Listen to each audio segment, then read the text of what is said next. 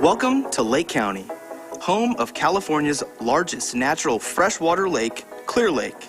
Originally called Hobbiton, meaning big water in native Pomo, Clear Lake is one of the oldest lakes in North America. Clear Lake has over 120 miles of shoreline with shallow and rich waters that makes it a world-class fishing destination. The productive waters of Clear Lake have produced record-catching fish, which contributes to the average 15,000 boaters that visit Clear Lake every year. Clear Lake is currently free of invasive quagga and zebra mussels. Monthly monitoring by Lake County's Water Resources staff help to maintain Clear Lake's mussel-free status. If invasive quagga or zebra mussels are introduced into Clear Lake, their devastating impacts will last forever. Mussels consume massive amounts of green algae when they filter feed lake water, which will decimate the sport fishing population, as green algae is the base of the food web in Clear Lake. Mussels can attach to and clog drinking water pipes, causing millions of dollars to the public and private sector to pay for needed maintenance and removal. For the drinking water systems on the lake, this is especially concerning as Clear Lake provides drinking water to about 66% of the county's population. Added cost to remove mussels would make drinking water treatment more difficult and expensive. There are no examples of successful eradication of invasive mussels from lakes, meaning if quagga or zebra mussels are introduced into Clear Lake, they will be here forever, and the Clear Lake as we know it today will never be the same again. There are 3 simple things we can do to prevent the introduction of invasive mussels. Before leaving any water body, remember to clean your boat inside and out, and all compartments. Remove any plants, dirt, or sand. Drain your engine, pull your drain plug, and empty any water from ballast tanks or live wells. Dry your boat, including inside compartments, and make sure all equipment, including water toys and fishing gear, are completely dry before visiting another water body. Every boat launching in Lake County needs to be screened and stickered. Find participating screeners and sticker sellers online at www.nomussels.com. When visiting a sticker seller, the boater will fill out a single-page screener form. The screener will verify that the boat is safe to launch in Lake County and does not have mussels or has not recently been in a mussel-infested lake. If a boat is high risk or likely to have mussels, an inspection is needed, and the vendor will call a certified watercraft inspector from the county, and they will perform an inspection on the boat for free. Once a boat passes screening and/or inspection, boaters will purchase a sticker for $20. The County of Lake Quagga Mussel stickers are located next to the yearly California state sticker, which will be adhered to both sides of the bow, next to the registration numbers and the state's mussel fee sticker, as well as at the back of the trailer. Please report any violators without current quagga mussel stickers. Even screen boats will sometimes be stopped at the ramps by ramp monitors for quality assurance. Sometimes, mussel sniffing dogs will also be present at the ramps to conduct impromptu inspections. This step won't take long, but it's important so that we can continue to protect Clear Lake from invasive mussels. If you have any other questions, or you think you see a quagga or zebra mussel in Clear Lake or in another water body in Lake County, you can call us at Water Resources at 707-263-2344. You can send us an email at water.resources@lakecountyca.gov. Or you can send us a message on Facebook. Find us at Lake County Water. Thanks for helping us keep Clear Lake clear of invasive mussels. And with your help, we can protect and preserve Clear Lake for future generations of people, plants, and animals. Thanks to our funding partners at the California State Parks Division, of Boating and Waterways for supporting this program and PSA.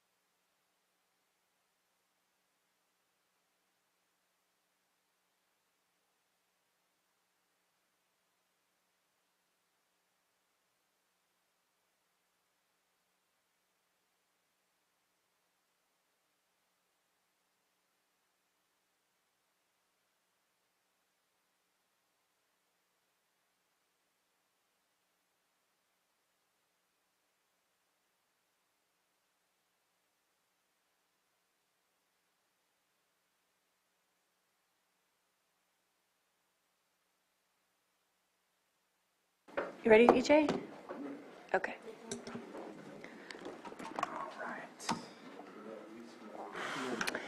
Okay, good morning and welcome to the February 14th Board of Supervisors meeting. Happy Valentine's Day. We'll call the meeting to order.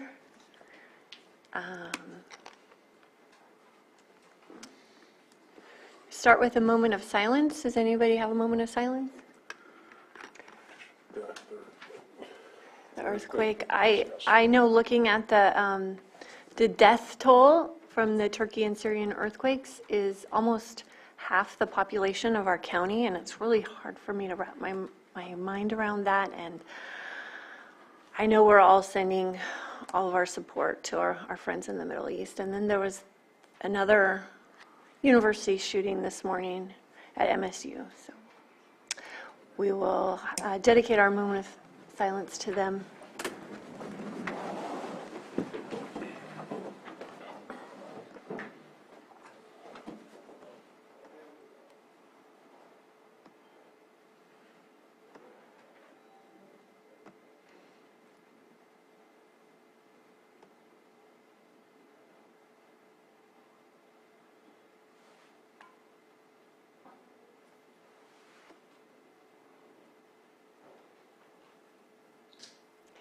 Robert Stark, will you lead us in the pledge, please? I pledge allegiance to the flag of the United States of America and to the republic for which it stands, one nation, under God, indivisible, with liberty and justice for all.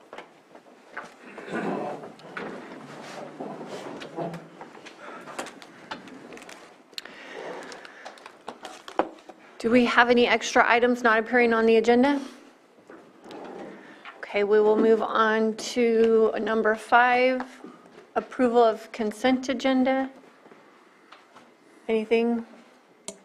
I know we need to move 5.5 to a later date. Anything else? Yes, I would like to pull item 5.1 for further discussion, 5.2, 5.8, and 5.9 will come back at a later agenda after speaking with the Director of Chief Probation Officer. Right, those two will be pulled, and so 5.1, 5.2, and 5.8 are for later. Public comment, or does the public want to pull any items from the consent agenda?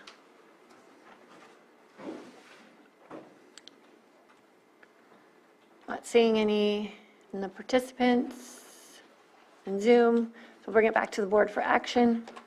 Madam Chair, I move to approve consent agenda items 5.3, 5.4, 5.6, 5.7, and 5.10 through 5.12. Second. Okay, we have a motion and a second. All in favor? Aye. Aye. Opposed? Okay, consent agenda is approved. We will move just a minute until 9:06 for our public input. Okay, it's 9:06. We will open public input. Excuse me. And we have Tom Slate.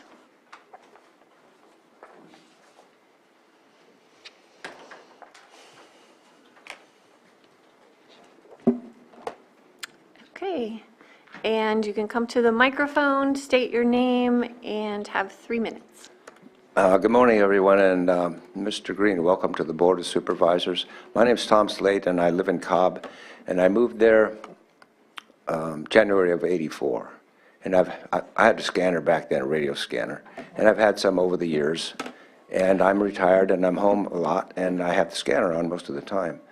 And in the background, I don't pay too much attention. The calls come in 24/7.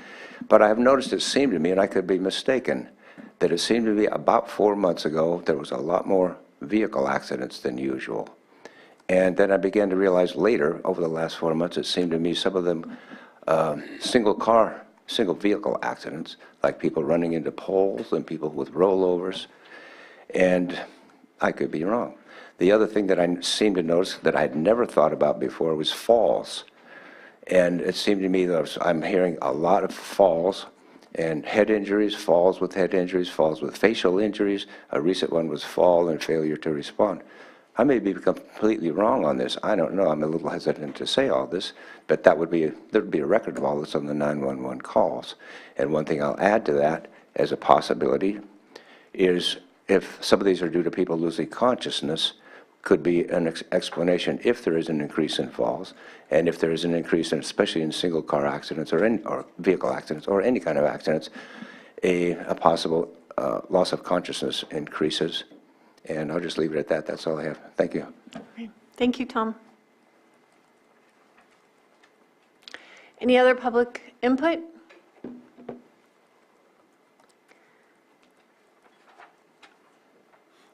Okay, not seeing any. And we have 2 minutes until our 9:10 item.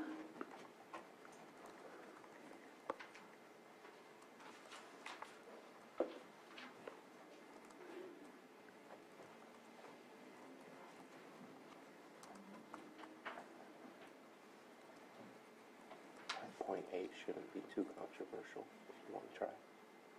Oh, 5.8.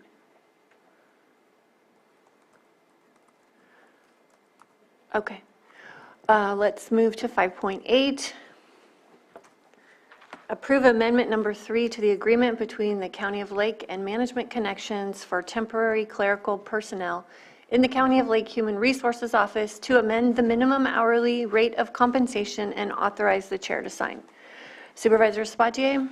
Thank you very much. So I pulled this item because we're changing the pay for the office assistants based on California state law, but within the amendment, it states that we are entering into this agreement on the 14th day of February, and then it speaks only of one other date, which is when we started this agreement, which was August 23rd, and I feel it needs to say, as of January 1st, this is the rate of pay, where right now that's not what it says, and I don't think we should be paying people state law as of February 14th. I think we need somewhere in there to specify when this starts, rather than just changing the rates without a start date.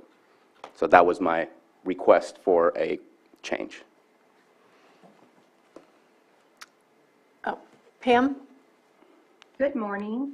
Pam Samek, Director of HR. The reason the date starts as the 14th is because that's when we ran out of funds on the last agreement.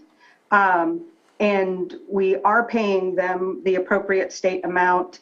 It's just that that's when we ran out of the first $25,000 of funds. So they have been paid properly since January 1st. But I thought in the memo it stated that we changed also the hourly rates for the assistants on there. We did because the minimum wage went up, but the reason the agreement starts on the 14th is because that's when we ran out of funds. Okay. Any other comments? Public input? I'm not seeing any. Okay, I'll bring it back to the board for action.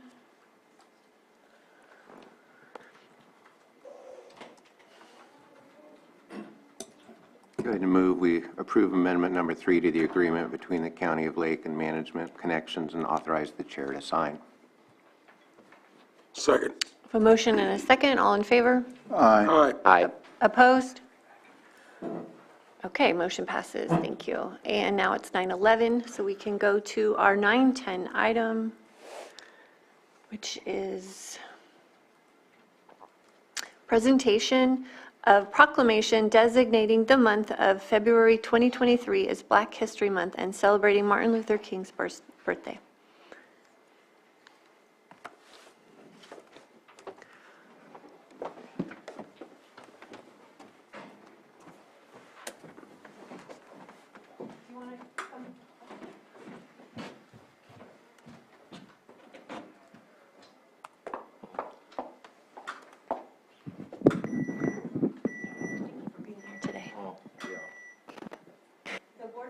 Supervisors, County of Lake, State of California proclamation designating the month of February 2023 Black History Month and celebrating Martin Luther King's birthday. Whereas the Lake County branch of the National Association of the Advancement of Colored People, the NAACP, will celebrate a combination of Black History Month and Martin Luther King's birthday month as we reflect on the proud legacy of courage and dedication from visionary leaders like Martin Luther King Jr., Jimmy Jackson, Elijah Cummings, African-American military veterans, and the NAACP has been at the forefront of protecting voting rights of people of color in this country and continue addressing voter suppression, gerrymandering, and urging the passing of the John Lewis Voters' Rights Advancement Act and the Freedom to Vote Act, which includes the restoration of the 1965 Voting Rights Act, will ensure all citizen voting rights are protected under the United States Constitution. And whereas the NAACP history is one of dedication and struggle to maintain equality and justice for all citizens in the United States, and whereas the local branch, like other NAACP branches throughout the state and country, diligently work on social programs aimed toward the elimination of racial hatred, bigotry, and poverty. And whereas the Lake County branch of the NAACP is led by Rick Mayo, president and 1982 founder of the Lake County branch. Now, therefore, be it proclaimed that February 2023 is designated Black History Month, and the Lake County branch of the National Association of the Advancement of Colored People is commended on the vital role it has played in improving the quality of life in our local communities, and that the branch should be extended best wishes and continued success. Passed and adopted this 14th day of February 2023.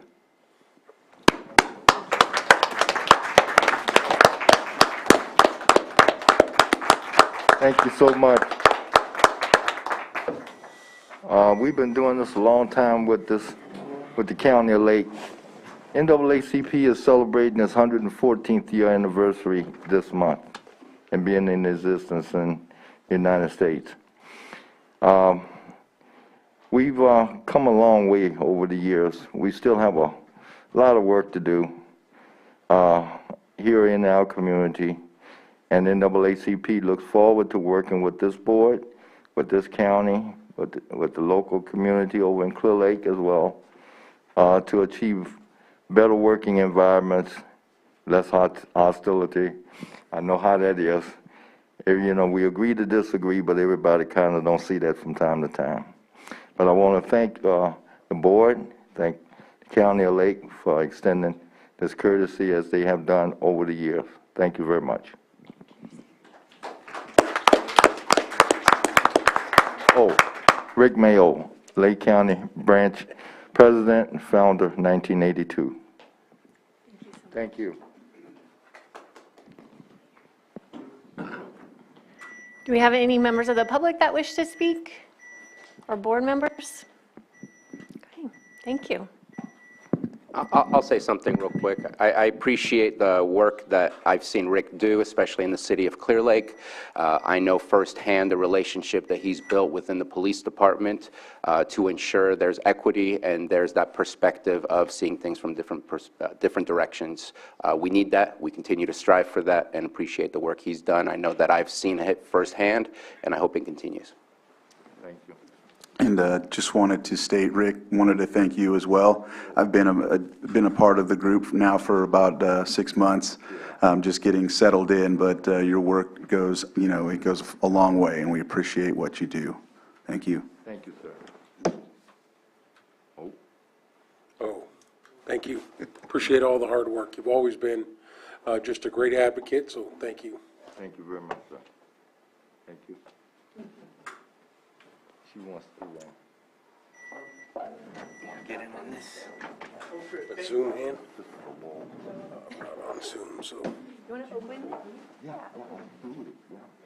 Picture takes priority. Oh, I guess so. Oh, this is the moment. Yes, we captured it. Thank you so much. Being here. Thank you. Oh. Joanne, would you like to give your comment? Wait. He's out of here. Yeah, he said he had. I'm so grateful that you're here There you go. accepting this acknowledgement and presentation for Black History Month.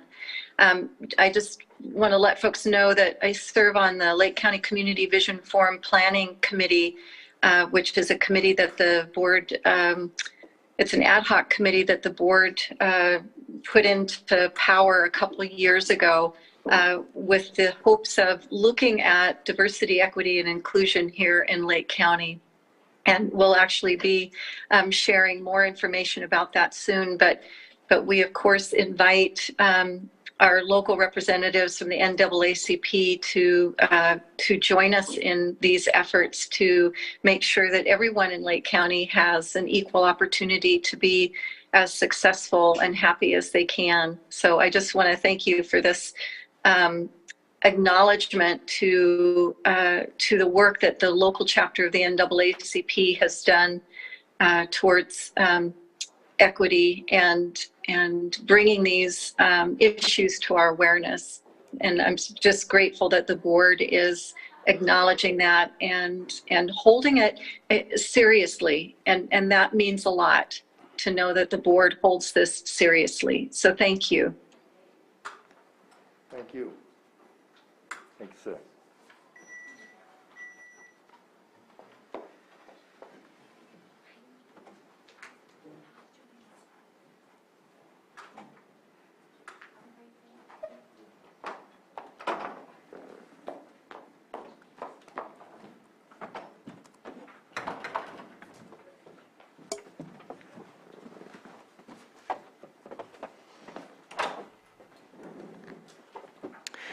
Okay, we will move on to our 6.3 item, 9:20 a.m., presentation of a Brown Act refresher and related changes in the, what?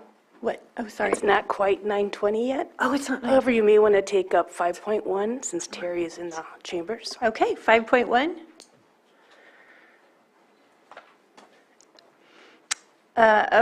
Approve the letter of support for Assembly Bill 297, Wildfires Local Assistance to Grant Program, advance payments, and authorize the chair to sign.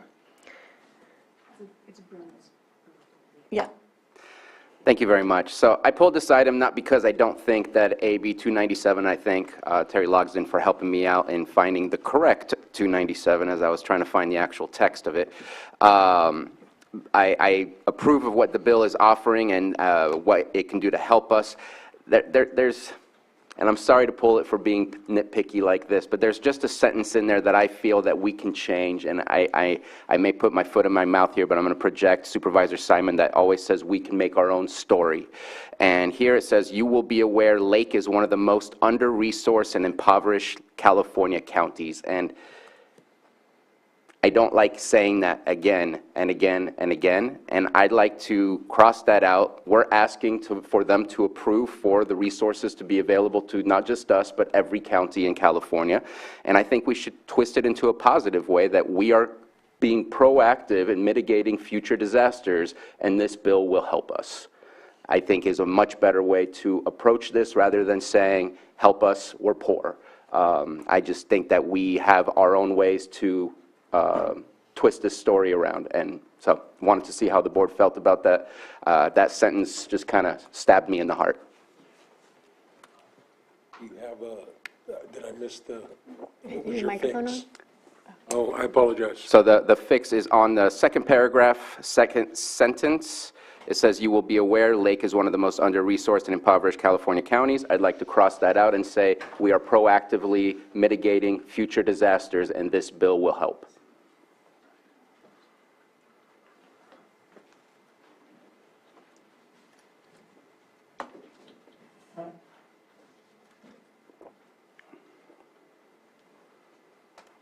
Yeah, I got no problem with the fix. Maybe, and I understand the intention of the, you know, the sentence as you put it in there, Terry, but we could say you'll be aware Lake County is being proactive. Having the disasters in there might be a good, you know, It kind of says that right before that, since 2015 destructive Okay. wildfires have consumed. Perfect. I'm good with the change. Okay. Yeah. Any other comments? I'm fine with the change. Okay, public input? I'm not seeing any. Okay, bring it back to the board for action. Madam Chair, I move to approve the letter of support for AB 297 as amended. Second. Motion and a second, all in favor? Aye. Opposed? Okay, the item passes. And now we can go to our 920 item. I'll read it again. Presentation of Brown Act refresher and related changes in the law effective 2023 County Council. Good morning, Board. Good morning. Thank you for giving me the opportunity to present today. It's weird being here. But I'm going to get through it. Johanna's loading up a PowerPoint, which I did myself, so I'm responsible for any glitches or problems if you cannot read it. But as she's doing that, because I know time is an issue, today I'm just going to give a very brief refresher course on the Brown Act. I don't believe that your board actually needs that. You're very proficient with regard to the Brown Act, but it never hurts to have a few reminders. And I'm also going to be talking about some, there it is, some recent developments in the laws, particularly Assembly Bill 2449 and Senate Bill 1100. The Brown Act was authored by Ralph Milton Brown, and it was passed in 1953, and it was designed to safeguard the public's right to access and transparency. There were cases where meetings of substance were held in what can only be called smoky back rooms, where a bunch of fellows decided to discuss all the business that the public was then going to have to pay for. The Brown Act sought to prevent that from happening, and you'll find the Brown Act beginning in Government Code Section 54950. The intent of the Brown Act, I think, is actually, as it's referenced in the law, is actually quite poetic. The people of the state do not yield their sovereignty to the agencies which serve them. The people in delegating authority do not give their public servants the right to decide what's good for the people to know and what is not good for them to know. The people insist on remaining informed so they may retain control over the instruments they have created. And that is why, with very limited exceptions that we'll talk about briefly today, all meetings of a legislative body of a local agency must be open and public.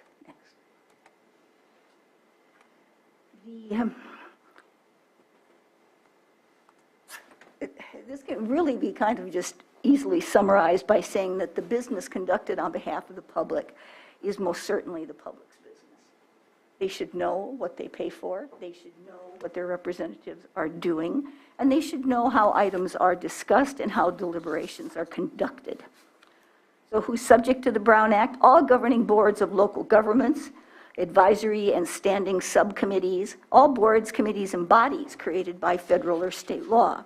Now, you know that oftentimes there'll be the creation of an ad hoc committee. An ad hoc committee is not subject to the Brown Act, but it must be only for a very particular purpose. That purpose must be defined well, and when the purpose is achieved, the ad hoc committee must dissolve.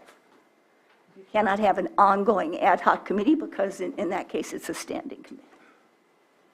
So what is a meeting? I still hear from various jurisdictions that, well, a meeting is only if action is taken, and that's not at all true.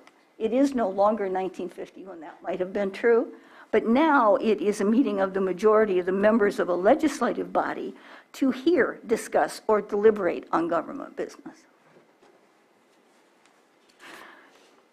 Once that occurs, you have now triggered Brown Act requirements. So what is not a meeting is every time if you're at a store and you see two other board members, you all have to scatter 2 points east, south, and west? No. What is not a meeting? A conference, a training, a seminar, community forums, the meetings of other government bodies, social occasions. Can you all attend the same wedding? Certainly. What you cannot do at any of these events is huddle together in 3 or greater number and discuss county business.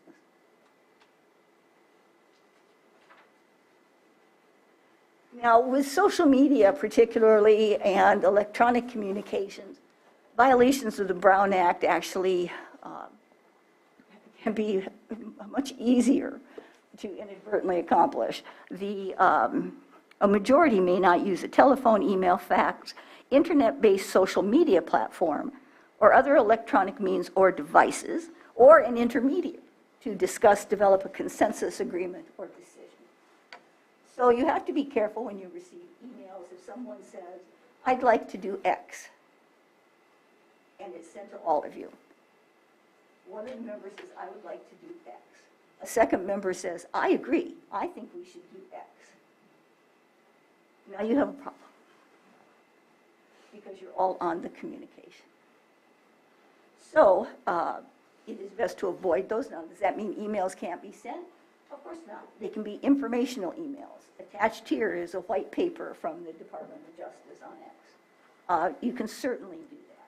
So it is not, what you have to worry about as a body is to ensure that you're not inadvertently developing a consensus on a matter within your jurisdiction that is outside the open and public.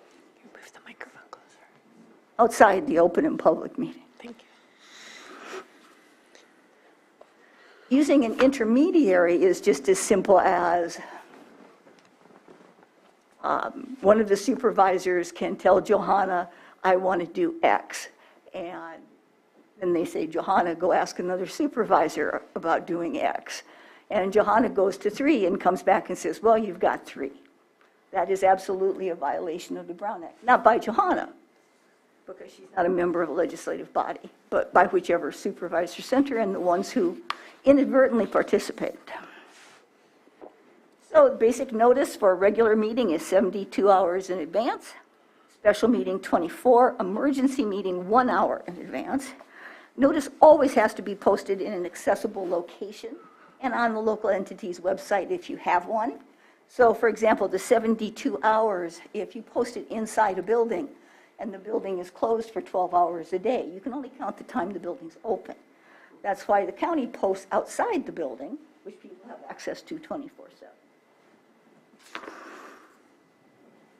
So the agenda itself has to contain a brief description of every item, which have to be clear enough to be understood by members of the public. And each agenda item for a regular meeting has to include time for public comment on that item, each and every item on the agenda.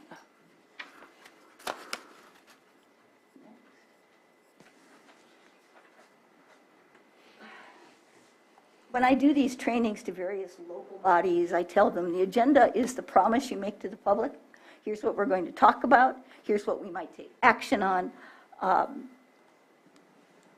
then keeping within the bounds of that agenda item is how a legislative body keeps that promise to the public. So it is a matter of public trust. And while an agenda item is usually 20 words or less, it has to be enough for the public to understand. You can't just say, we're going to talk about patrol cars. That tells the public nothing. Are you going to purchase them, wash them, drive them? What are you going to do? But you have to be able to alert the public. So again, the public can see, is this worth my time to listen to? Is it worth my time to participate? Now, normally you cannot have an action or even a discussion on an item not appearing on the agenda, except for public input. As you know, the public is entitled to speak on an item that is not before you on the agenda if it's within your subject matter jurisdiction.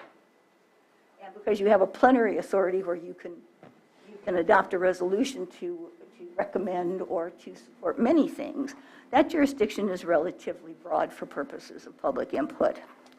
You can, in those circumstances, ask a question for clarification, make announcements. You can ask staff to come back with an item for discussion, review, or consideration. Now, obviously, you can take action if there's an emergency or what we call an extra that need to take immediate action, which came to the attention of the board after the agenda was posted, but again, an immediate need. Now, the determination of that normally would require a 2/3 vote of the members of the body, which is 4 in this case. However, if less than 2/3 are present, then just a unanimous vote. Now, that's not the case for all matters where your board has to approve certain things by 4/5 vote, but it is when it comes to an extra item. That's why you may recall there have been circumstances where there were only 3 of you, and you took a vote unanimously to approve an extra, and that is well within the bounds of the law. Okay, so the location of meetings, they have to be held within your jurisdiction. There are exceptions. You can go out to inspect real property, personal property. You can meet with federal or state officials, or you could hold a closed session with your county council. So, the rights of the public here are to address the legislative body on both agenda, which is the public comment, and non-agenda public input items.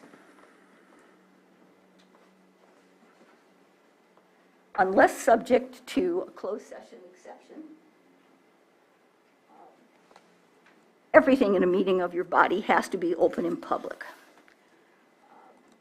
And the public is entitled to be accommodated if disabled to ensure access. They're entitled to obtain copies of all written materials that are distributed to you, except for privileged materials. And they're able to audio and video record and take photos of proceedings or broadcast them, unless doing so creates a disruption. Closed session, as you know, has to be narrowly construed. The agenda has to contain a brief description of each item. And each item requires a pre-closed session announcement and a post-closed session report. That is why your board reads the items listed on the closed session before you go into closed session, and after you report out if and whether there is any action taken. Other than those requirements, the confidentiality of closed session has to be strictly observed. So closed session is personnel matters, labor negotiations, pending litigation, real property negotiations, and the security of public facilities and services. Violations of the Brown Act could lead to invalidation of an agency's action, payment of a challenger's attorney's fees, civil liability, and criminal liability. What I can tell you, however, is the purpose of the Brown Act is not to set up an ambush or a gotcha for legislative bodies.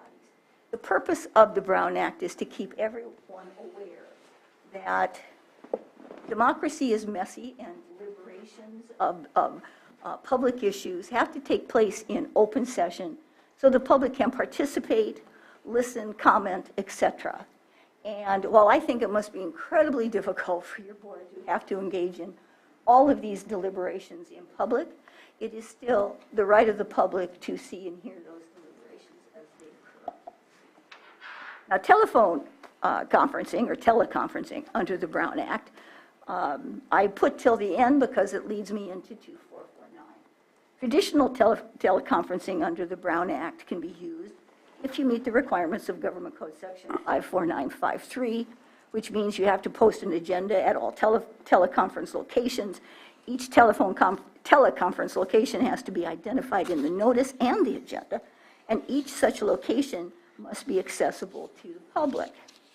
So in that kind of a case, if a board member was traveling, and of course traveling had to stop over at Howard Johnson's to, not to plug, but Howard Johnson's to have to sleep, and you decided to, and you had given the 72-hour notice of that location, you would have to post it outside your door, and if someone came knocking, you'd have to let them in to sit.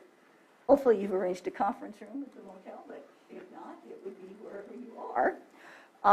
That's why if you're on a cruise, you can't do teleconferencing because obviously there's no way for the public to access. 361, Assembly Bill 361, until January 1 of 2024, authorizes a body to use teleconferencing without complying with all of those requirements as far as agenda requirements, notice, and access to the public at that particular location. But it only applies in very specific circumstances, proclaimed state of emergency where state and local officials have imposed or recommended measures to promote social distancing.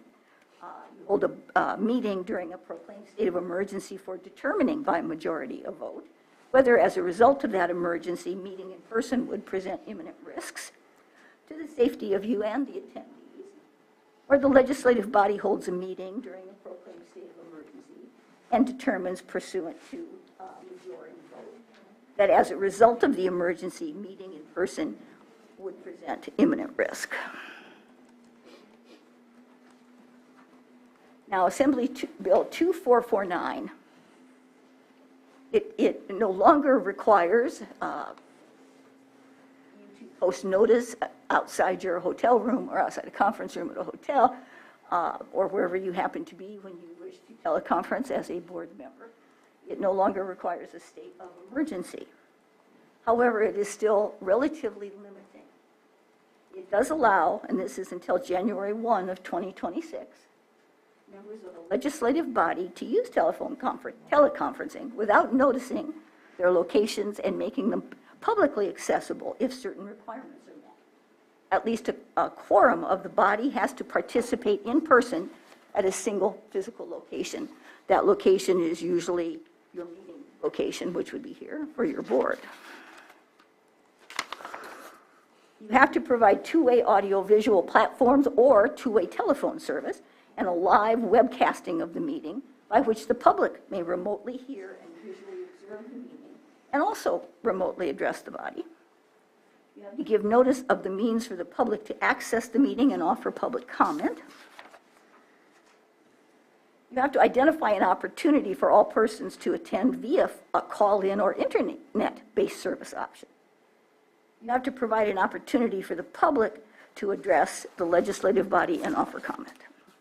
Now, it does authorize a member of the legislative body to participate in a meeting remotely only if one of the following circumstances applies. The member notifies the legislative body at the earliest opportunity possible, including just at the start of a regular meeting, of the need to participate remotely for just cause, which has to include a general description of the circumstances related to their need. The provisions cannot be used for more than, by a particular member for more than 2 meetings in a calendar year. So if you have just cause, which is defined specifically in the law, you can only use it twice. Now, a member can also ask the legislative body to allow them to participate remotely as a result of emergency circumstances. And there again, the body is required to request a general description as to why that is necessary. It does not require, obviously, a member to disclose any medical diagnosis or disability or any personal medical information at all. So you may decide as a body to allow members to participate if the request does not allow sufficient time to place proposed action on such a request on the posted agenda. But then you take it up at the beginning of the meeting as specified. And the above provisions cannot serve as a means for any member to participate solely by telephone conference for a remote location for a period of more than 3 consecutive months or 20% of the regular meetings for the local agency within a calendar year, or more than 2 meetings if the legislative body regularly meets fewer than 10 times in a calendar year. And those conditions apply to the emergency circumstance.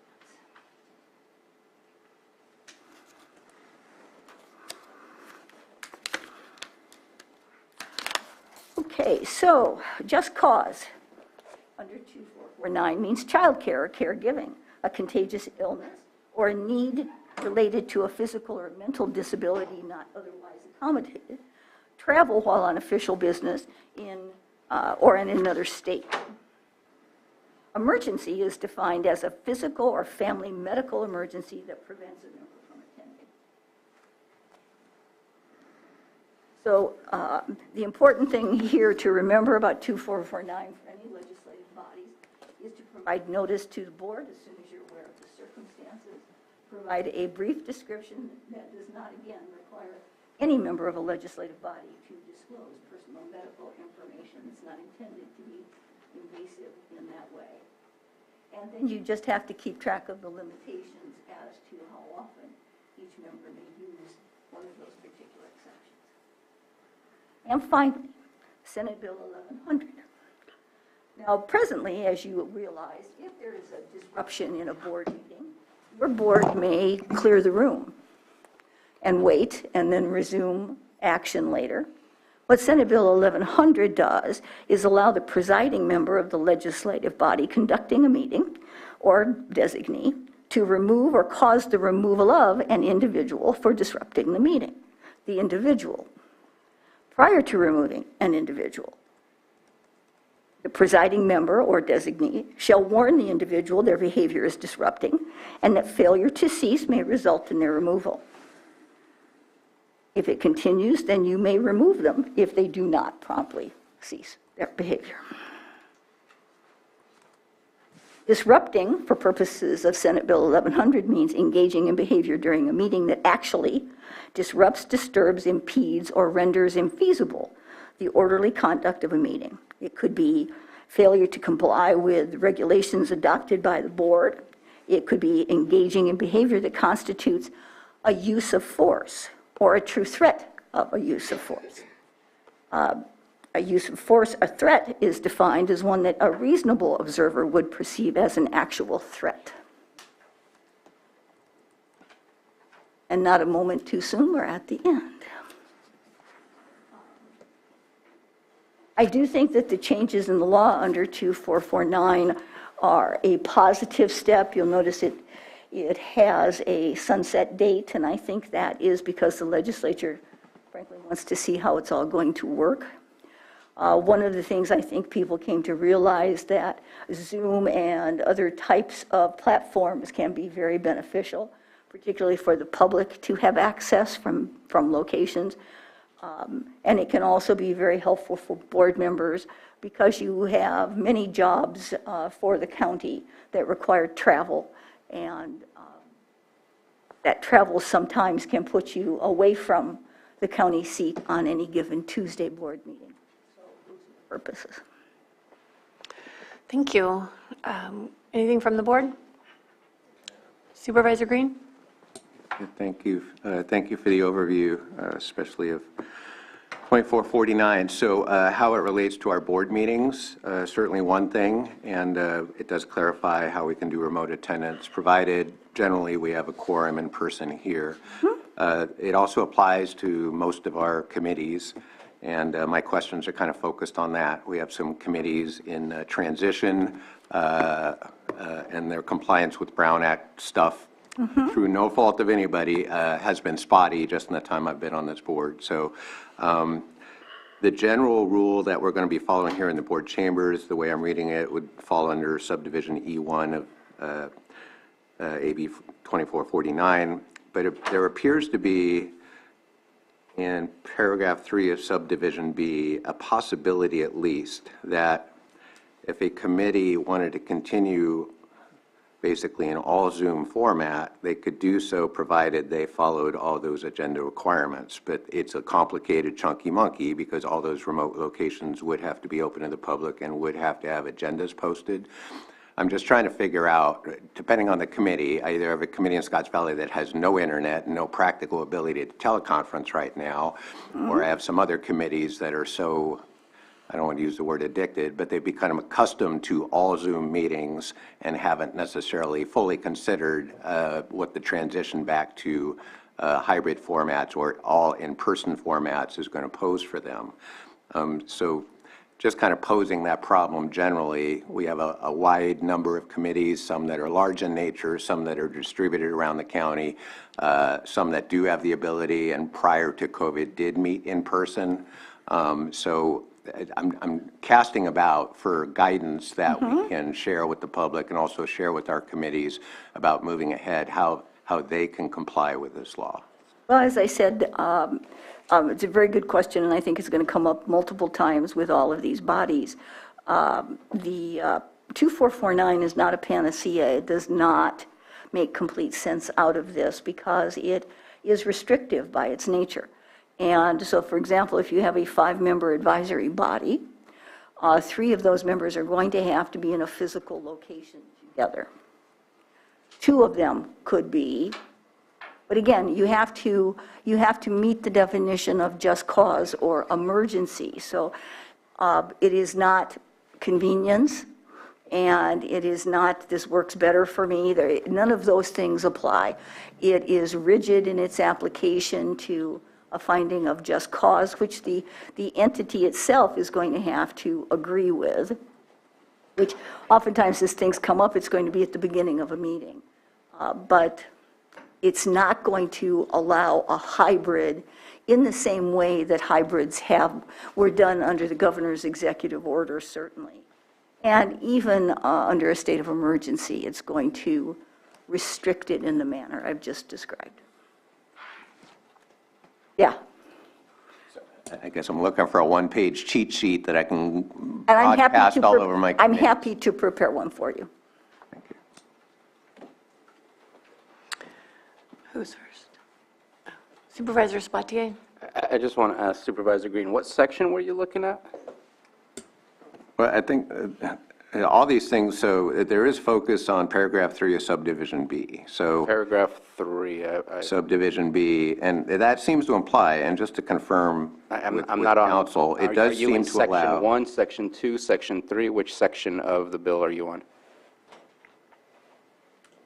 Oh, I think, may I? I think it's if the legislative body of a local agency elects to use teleconferencing, it shall post agendas at all teleconference locations. Is it that one? Yes. All right, but this has to do with the traditional method of teleconferencing. Yeah, because I don't think there's anything in here that says that we can continue to be all Zoom. I think there needs to be a quorum, or you need to post where the public areas that you will be holding your meeting and teleconferencing from, or else you have to have that quorum and you can teleconference in through AB 2449, but I don't see anything in here. That's why I wanted to see what you were looking at, because I don't see anything that says we can continue what we've done in the past with other committees. Well, my reading would be different. So at the very bottom of B3, it says, for example, could we do all Zoom all the time? The last sentence indicates possibly it could, if at least a quorum of the members of the body participate from locations within the boundaries of the territory. So again, we would have to have a quorum in territory for the county if we were to go back to all Zoom for the board. If I had, for example, a community in Scotts Valley that all wanted to Zoom in from home, as long as they were all Zooming in from home within the geographical area that they represent, I think the way I'm reading it, that may be possible. It may not be practical, given that they may have to open up those Zoom locations and post agendas and what have you. But it looks to me like there's at least an option for a all Zoom format to continue, provided you follow the slightly more rigorous agenda posting requirements. But it is possible I'm misreading that. I believe that the section you're referring to is addressing the traditional teleconferencing. And the problem with this is the legislature, I guess, in an effort for legislative economy, decided to put all of these things together into 54953. So it becomes much more complicated than need be. It also addresses 361, and then it further addresses 2449. So if you look at, what I will do is I will provide you with a breakdown of where those sections stop and start so that you can see that. And then, as I said, I'm happy to provide a one-page sheet if you'd like to have that for your advisory bodies. Yeah, and if that could just be sent to all of the committee chairs. Susan? Yes, we can do that. Okay, that would be great. Sure. Thanks. Okay, Supervisor Crandall? Yeah, I have just a couple questions. If there's a document that's brought the day of, I think you stated this, but I want to understand it better. Is like, let's say we do have consideration of extra items not appearing on the agenda, and so that would be a way someone could bring something forward. And if there's a document brought the day of that I want to read off, it would have to be brought in that section. Like for example, if I want to bring a proclamation, I have to bring the document with, and then what do we do to get it to the public on that? The general rule is that when your board receives a document, the public must receive it also. Okay. Now, certain things that may be provided that are explanatory, like PowerPoints. You're not going to have those generally until the date of, sometimes in advance. But what the law looks at is to attempt to make sure that both your board and the public has these things at least 72 hours. Extras, as you point out, obviously will not. And some presentation material. But at the time your board receives it, so must the public. And so is reading it sufficient enough, or does the document need to be passed out? Well, it depends upon what it is. If it's a paragraph, reading it is likely sufficient. And there are times when your board has quite rightly said, this is a voluminous document and the public hasn't had time to review it. We're going to put it over to give them that time. You've done that on multiple occasions with lengthy documents. So the point of the requirement is to ensure that the public has an opportunity to review and consider whatever is in front of you, so their comments have perhaps more significance to them, so they understand the issues and can pinpoint exactly what they want to be able to say to a body, but also so that your board can ensure that all of the information for your consideration and discussion is available to you and to the public. All right. My last question is in regarding description of the items on the agenda, when you create the agenda, it needs to be under 20 words. But with the written explanation, and does it need to be general? Is there any room for auspicious wording or wording that reflects negatively on the item? It's really not meant to be an editorial. It's merely just meant to be a descriptor. So, for example, if you want to have a discussion about the Brown Act, and all you're going to do is discuss it, then you put discussion of Brown Act requirements. And it would be better if you specified which Brown Act requirements you wanted to discuss. But it's 20 words is a general rule. It's not really a requirement that you stay under. It can be a little bit over. But it's supposed to be enough so the public can understand, okay, on this item they're just going to discuss it, but there's no action. So if the public thinks, well, I'll wait until this culminates in a vote for some type of action, they may not want to attend. If you put discussion only, then you can't take action. You can direct staff to bring something back to you or to look into something for further review, but you cannot take action as a body. So the description should include discussion and consideration of board protocols to address AB 2449. Now the public knows exactly what you might do and as to what. So they have time to review 2449. They have time to consider the protocols that if the document should be available 72 hours in advance, and they'll have time to review that to see whether they like those protocols. The public oftentimes has very good ideas that your board takes note of and incorporates. Thank you. Supervisor Green? Just last question. Although everyone's very accustomed to it, under 2449, teleconferencing is entirely optional, right? So for those smaller committees, may have remote internet access issues, or just we don't have enough horses to run a Zoom and run a meeting, a local committee can set its own rules. Absolutely. Based on its own needs and abilities. A physical presence meeting is always appropriate. 2449 simply allows for a hybrid in the manner described. Okay, I'll open it to the public. Is there anyone in the chambers?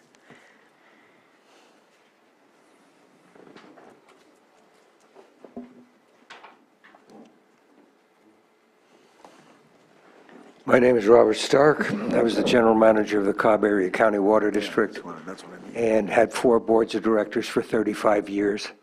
I would ask if, or recommend that, this presentation be mailed to every agency as the Special Districts Handbook used to back in the days of old, of Cameron Reeves. and that a cover letter by council beyond that recommending that this be placed on their next agenda, and that agenda be sent back to show that every agency, and I realize that's a lot of agencies, cemetery districts, lighting districts, sidewalk districts, water districts, fire, that's a lot of districts, I understand that. But I have seen repeatedly in my 35 years attempts to, oh, let's just get it done. God, do we have to put it on an agenda? Let's just do it and be done with it. And that can't be the way it is. So that is just my recommendation. Thank you. Thank you, Robert. Anyone else in the chambers? Then we'll go to the Zoom room. We have Betsy Kahn. You can state your name. You've got 3 minutes. Thank you, Madam Chair. Betsy Kahn for the Essential Public Information Center. I totally agree with Mr. Stark, of course. And the Brown Act is probably one of my favorite pieces of legislation, as you can imagine. My work entails attending and concentrating on the actions taken by elected bodies all through the county and in the region, and sometimes at the state level.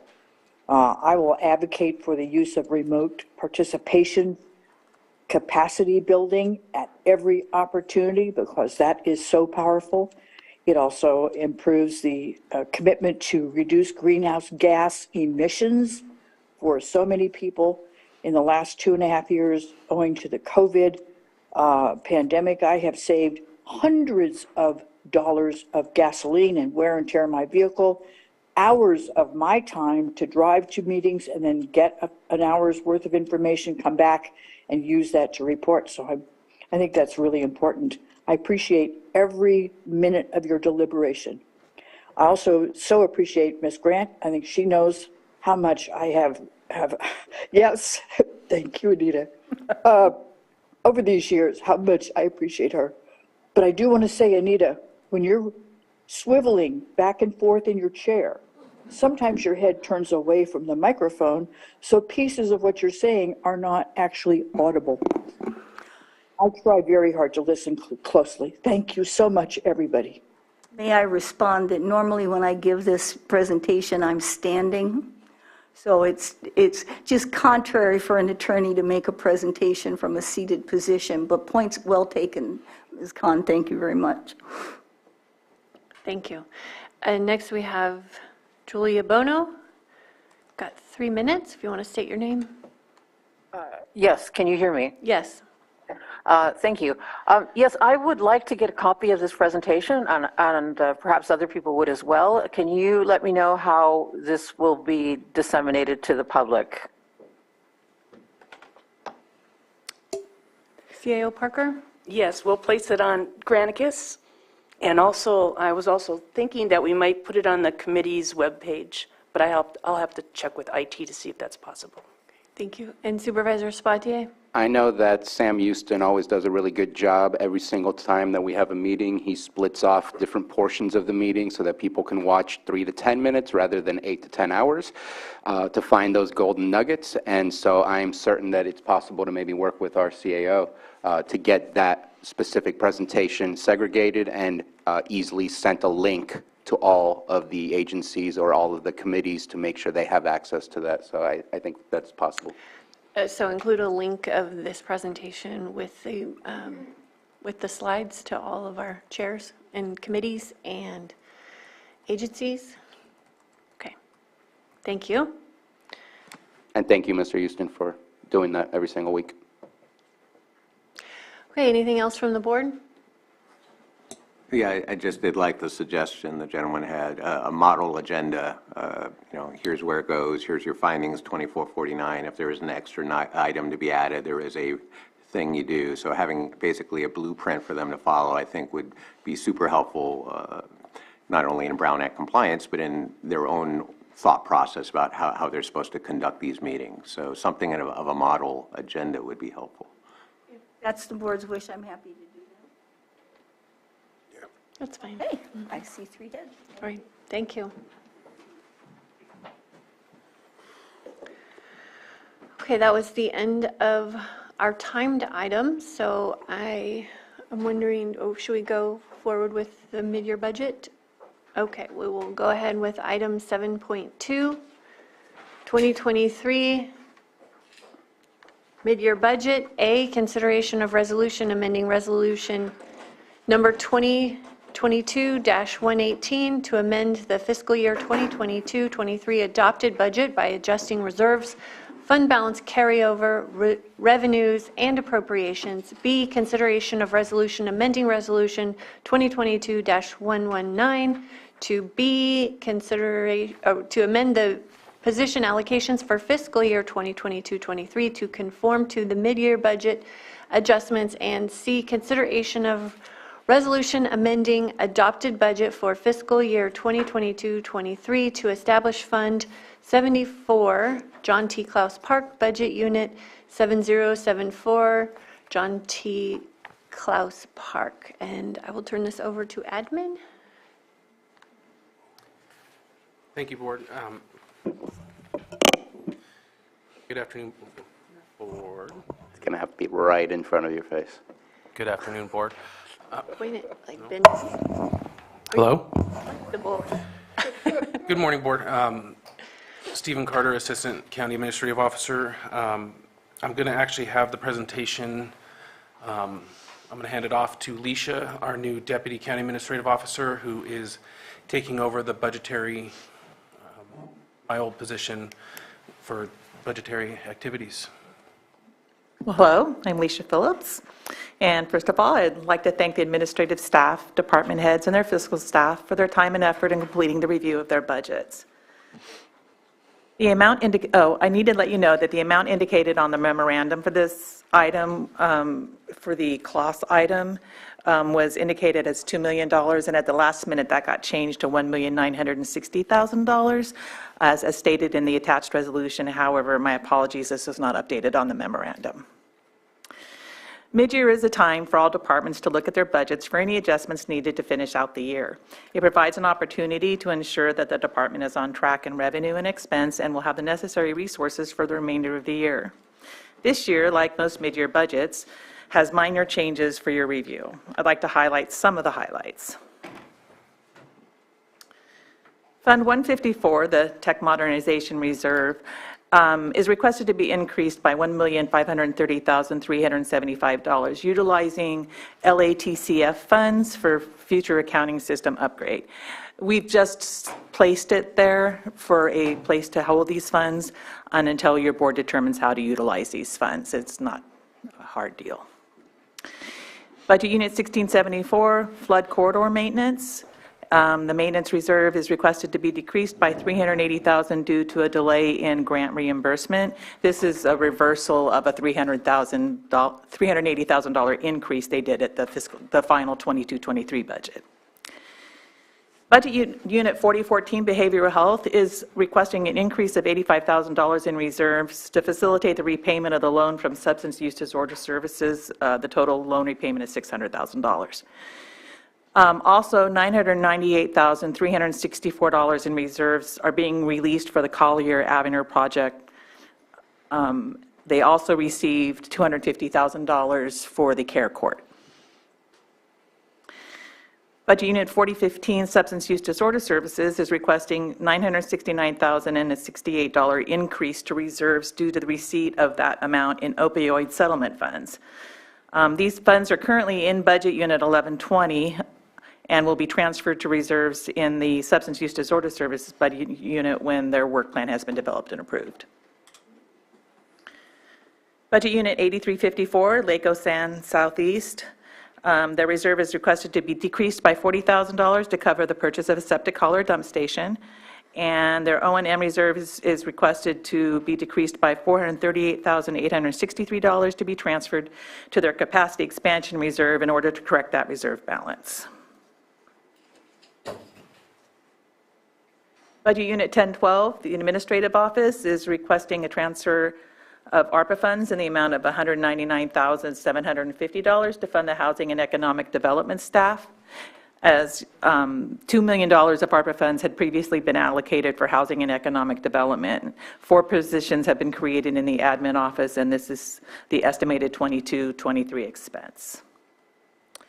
In Budget Unit 1671, Buildings and Grounds, the request is to accept $62,000 from Sunrise Special Services Foundation to reimburse for utility costs at the warming center at the former juvenile hall.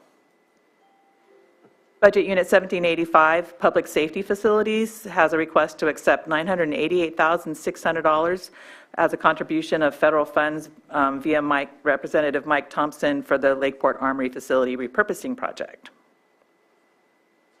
In Budget Units 2201, 2202, and 2301, which are the Sheriff Corner, Central Dispatch, and Jail facilities, they're requesting a transfer of cannabis funds under the Cannabis Policy for Hiring and Retention Incentives as follows. For 2201, $50,000. For 2202, $110,000. For 2301, $325,000. The Sheriff Corner Budget Unit 2201 is additionally requesting $175,000 of cannabis funds for vehicle equipment and installation of that equipment. In the Library Improvements Fund, Budget Unit 6023, there is a request to accept $1,099,667 in California Building Forward Library Infrastructure Grant Program funds and a transfer of $549,835 of general fund for the matching funds. The Treasurer Tax Collector Budget Unit 1122 is requested to reduce their banking fees appropriated of $55,000 and utilize those funds for server license upgrades, $30,000, and megabyte sales tax module of $25,000.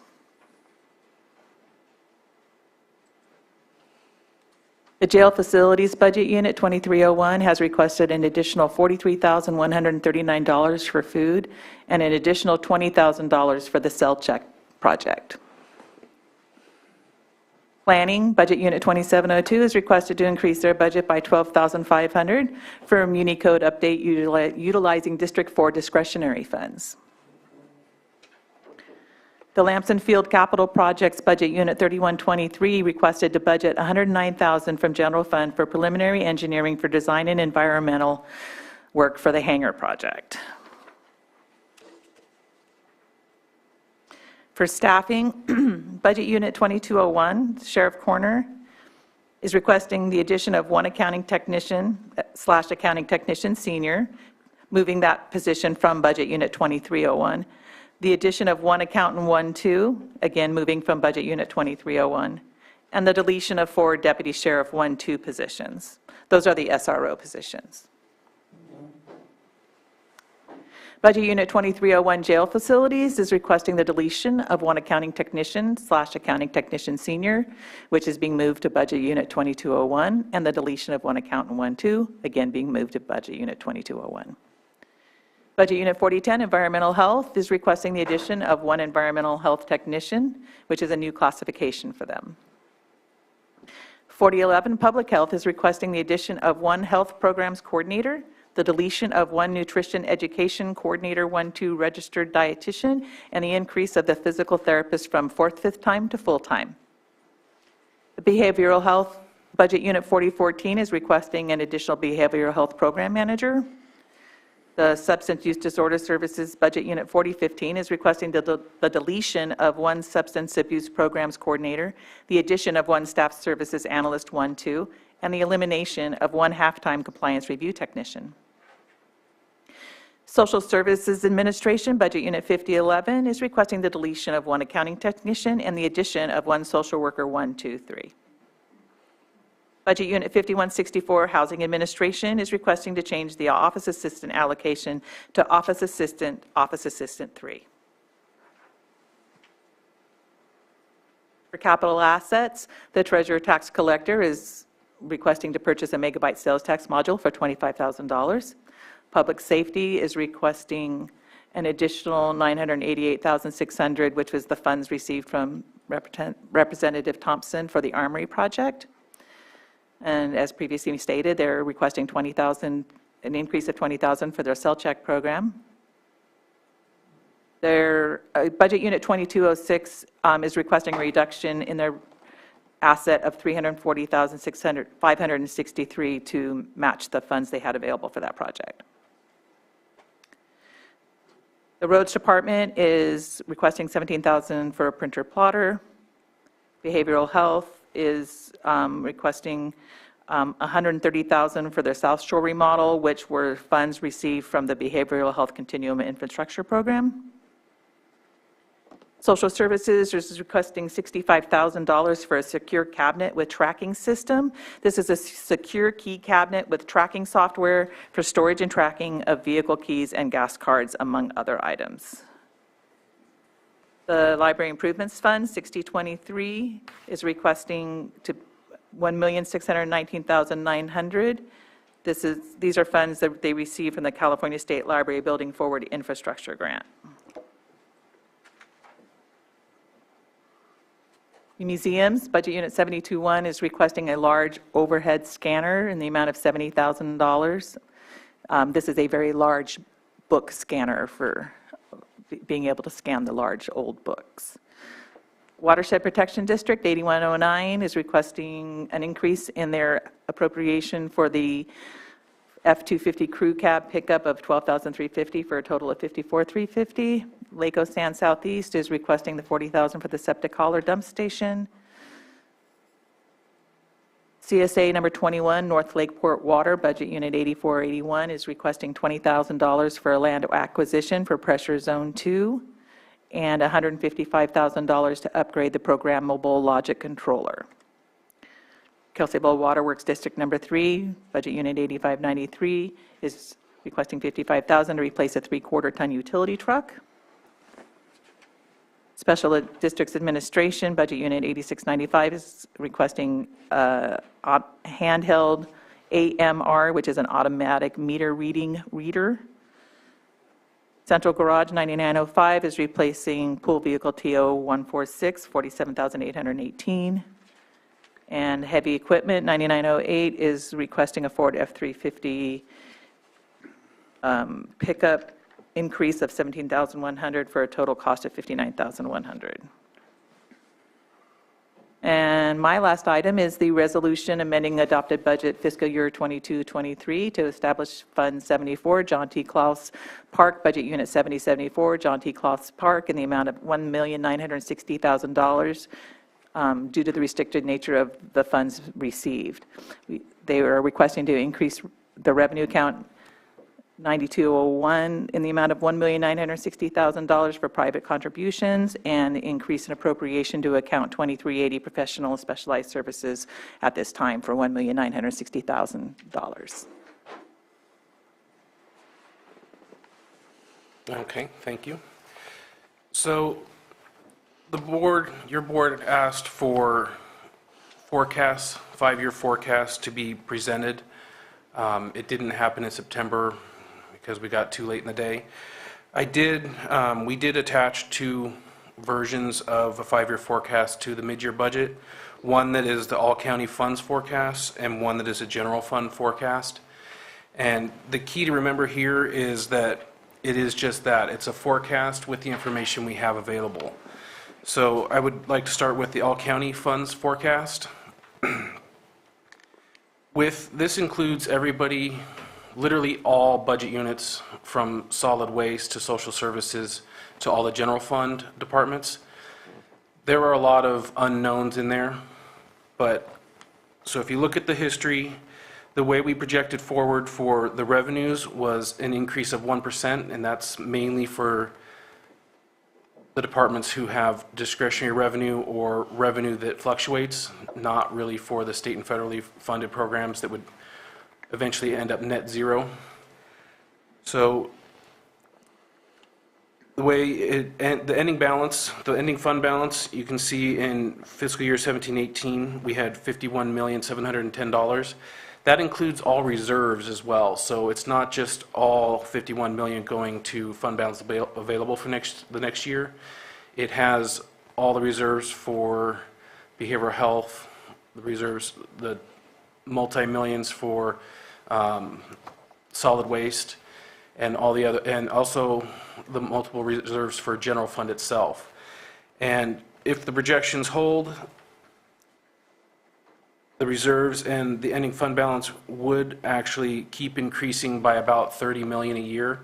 But what this doesn't take into consideration is we don't know when those reserves are going to be used for a project, because you're generally, like in a solid waste instance, you're building it up for a project, for like the expansion project. And that, once that project goes forward, it's going to make a big hit and go down. So those are the kind of estimations that we aren't making, those major projects that are going to happen, but we don't know when they are. So this would take, the projection is if those don't happen until after fiscal year 26-27. Now, moving to the general fund forecast, this one is a little easier to estimate because our office is deeply involved with all the budgets. So the way you read this one, the beginning fund balance for like fiscal year 17-18 is 11,199,000, and then all the revenues combined to make a total resources for that year of 57,863,000. And then the total expenditures actual for that year were 46,312,000 and change, leaving an ending balance or FBA of 11,550,000, which is then, that's the beginning fund balance for fiscal year 18-19. And before I go any further, this one is built slightly different because we know exactly where all the reserves are and in a nice little compiled section below. So if you were looking at both all county funds versus the general fund, if you were doing apples to apples, the 51 million includes both the 11,500,000 from the general fund forecast and the 14 million that's in reserves. But because we know very well what the reserves are, we broke them out so you just see the standard FBA, not including the reserves. As we move forward, fiscal year 22-23 is where the first, we labeled that as estimated, because if you put in the budgeted figure, it will look like we spent all of our funds and then there's hardly very little for the next year's beginning balance. But as we all know, it's difficult to spend between 80 and 90% of what's actually budgeted. So this estimated column brings it down to about that ratio of the budget. And during the fiscal year 22-23, 23-24, and 24-25, you'll notice quite a large increase in operating expenditures, and then it goes back down for fiscal year 25, 26, 27 down to relatively normal levels. The reason for that is 12 million from ARPA funds and all the other funds that are coming in from grants that we know of within the next 3 years. It's a large amount, and they will, so like the Armory project, at the beginning of the year, it was part of the FBA, the fund balance available, but we have already transferred 3 million plus over to outside of general fund to 1785, where that project will be completed. That would show as an expenditure here, and it would not show as FBA for next year. So those are the kind of projects that we know are happening and money is moving, and we expect it to come down to normal expenditures in fiscal year 25-26. But it does look like we have a healthy general fund, as well as all county funds.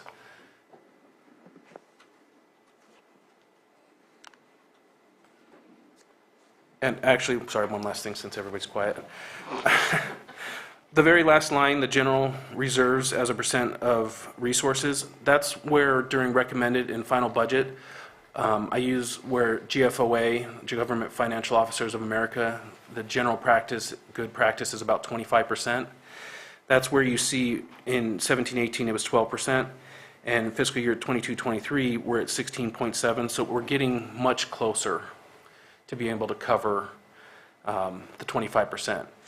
And the 16% is relatively low, but think about how much revenue we had in that fiscal year. That's an abnormally large revenue year.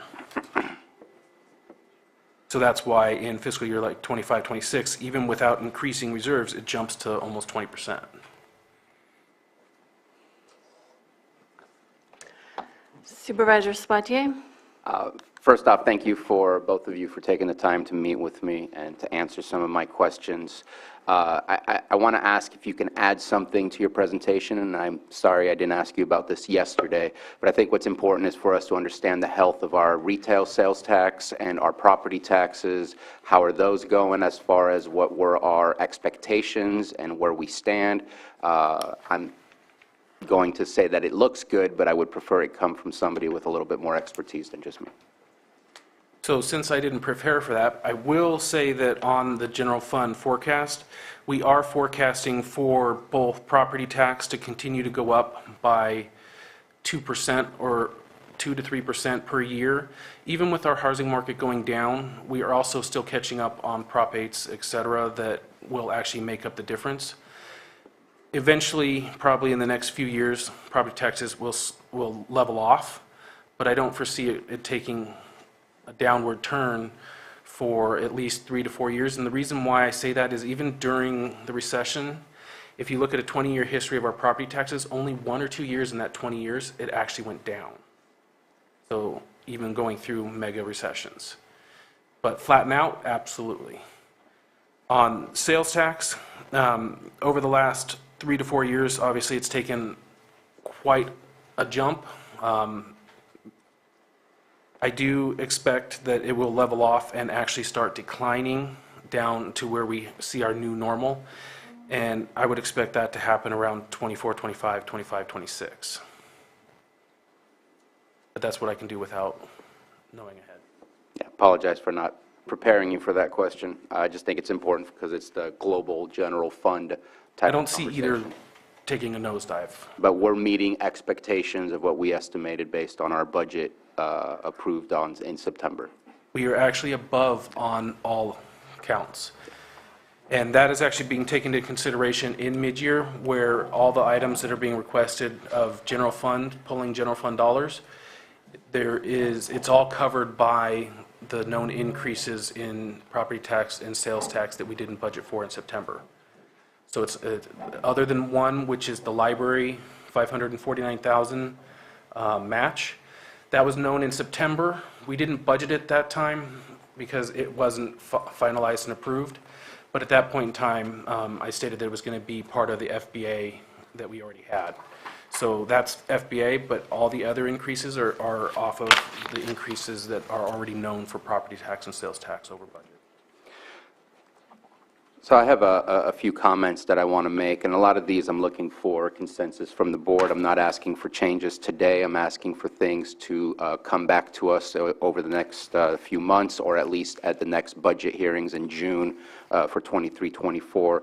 But first, I want to start off with right now, I know that staff is working on building and has made great headway already for the Economic Development and Housing Division, and I'm really looking forward to the day where we have a 5-year, hopefully maybe even a 10-year strategic plan where we can attach some of those plans to what we're projecting coming up in the future to help us understand why there's so much in the fund balance carryover and what is planned to be done with those funds rather than just seeing a number that gets bigger. I think it helps understand things, and I think it helps to also predict what's the next thing that's going to happen here in Lake County. So I'm really looking forward to that. I think we're taking the right steps to get into that better place. One of the things that I was talking to the team about yesterday that I'm asking for consensus, talked about this last time.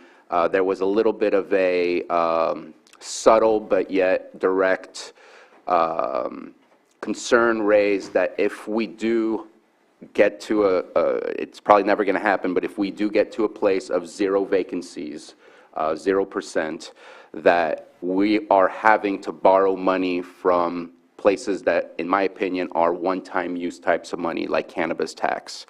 And so I had asked during the budget that we kind of review where we were with the fiscal crisis management plan before we said to get rid of it, because part of the crisis management plan was to reduce position allocations in order to ensure that what raises we provided we would be able to afford if we ended up at a 0% vacancy rate. Again, most likely not going to happen, but I would rather we be there than continue to borrow and find ourselves in a place where it would be uncomfortable. So I'd like for us to kind of have that discussion. I think that would be appropriate for budget, or anytime you feel it's appropriate between now and next budget, to kind of review what was the plan then. Is this something we can still put into play to ensure that there's not that 3-year prediction that you had stated if we had gotten ourselves to a 0 vacancy? I want to make sure that borrowing to continue to provide the services is not, in my opinion, a very solid prediction of the future. We need to make sure that we pivot where we need to. So that's my one that I'm looking for consensus, that we have that conversation. I believe we had consensus on that during the budget to have it for mid-year. I'm willing to continue the conversation and place it later, but just asking the board again. Would you just want to do 0, or do you want to look at different thresholds, like if we get to a 5% vacancy? I'm just looking at where we are, where we're heading, and Yeah, let's do multiple thresholds. Yeah. I'll do 0, but within that, it's, once you have that number, it's fairly simple to Yeah. do. Yeah, so 0, 5, 10. Because 10 is unfortunately realistic, 20 is actual. Okay. My next one is, I'd like to request, because I don't see it in here, it was something that I brought up during our budget. So we're having the regional county park and rec district conversation. And right now, there is money being accumulated by some of our partner jurisdictions, but we have $0 accumulated thus far to come to the table. And my personal opinion is, if I'm going to create a partnership and I see a partner coming to the table with $0, I don't know if I want to partner with that partner. And so I want to make sure that we're showing we're serious. And so I'm hoping that in June, you can find $1 million to set aside to show that we're serious, that we do want to take part in this and continue that conversation with something behind us rather than just continue the conversation with words. And that's something that I'm hoping that we can find and make possible by June, and I know that we can do that. And looking again for consensus to see if we could put that on. Is it possible to get consensus? Because that did come up in September and wasn't sure, I had a question mark next to that, whether the board actually wanted to try to do that. Say yes. Okay. Next is, I'll get back to that one. That one's the most difficult. I'm also hoping that sometime in the near future we can have, and I don't know if it'll be the auditor controller, or I know that Ms. Phillips was working on this when she was at the auditor controller's office, but kind of a breakdown of our disaster relief fund. There's some that's reserved. There's some that's supposed to be paid back to our departments. There's some that's being held just in case the state or the feds want their money back, because either we weren't supposed to get the money or we didn't do everything exactly, cross our T's and dot our I's like they expect everything to happen. But I'd like to get an idea, because it's a large number, and it's kind of difficult to maneuver through there, and also what's there to prepare us for the next disaster as well. And just hoping that we can have that discussion to kind of break that down, because we want to be prepared, and it's a large number, and I think it's good to explain that to the public as well. And again, looking for consensus. I will talk with the auditor controller, Genevieve Harrington, because that would be perfect for her June recommended budget when she's explaining her budget units. Do a full review of 1920. Okay. And then two things. One I've already kind of discussed, but I'm hoping that in a future agenda item we can really talk about the opioid settlement, the entirety of it, not just what we've received, because I think we need a long-term plan. And then also the LATCF, which I'm sorry, Local Agency Tribal Consistency Fund. It's just the name of the fund. Yes, and so I'd like to sit down. It's about $3 million, I believe, that we're going to receive. Half of it in May. We've already received half of that. And I know that right now it's not dedicated, but it's been placed under tech modernization. I don't disagree that we need to modernize some of our software that we're using, but at the same time, I'd like to have the bigger conversation about what is our priority for the entirety of the $3 million. And so hoping that we can do that too. And that was actually the intent. It was not to change the color from LATCF funding. to tech modernization. It just, eventually, it's hard to track all the FBA numbers, 12 million ARPA, 1.5 here. It puts it in a reserve ready for when the board has a specific project or idea for that funding, then we pull it down and either replace the funds in there with general fund or just pull it down and use it, because we have to claim that funding. So it's, once it's used, we have to claim it, so it needs to be tracked carefully. And then my last one, again, needs consensus, because I think this is kind of a somewhat large undertaking. But I'm looking at the list of capital projects, capital improvements, and I'd like to better understand what is the equity of our spending of large dollars, because it gets pretty blurry in the gritty details of what districts are we putting funds into, and is it done in an equitable way, and is there a plan maybe for long-term equity rather than on an annual basis equity. But it's hard for me to know and understand the equity of our capital improvements and services when compared from township to township, district to district. So I think district would probably be the easiest. And I'm looking at large things only, not nitty gritty. I don't need to know, is code enforcement more focused on this and that? I think that gets difficult. Same thing with the sheriff's office. But with the capital improvements, roads, things like that, I think it would be important for all of us to understand where the majority of it is going and is it done equitably. Well, in the need basis, because you're looking at capital projects where there's significant need and there, you know, it's been years of putting things off, so that has to be part of it too.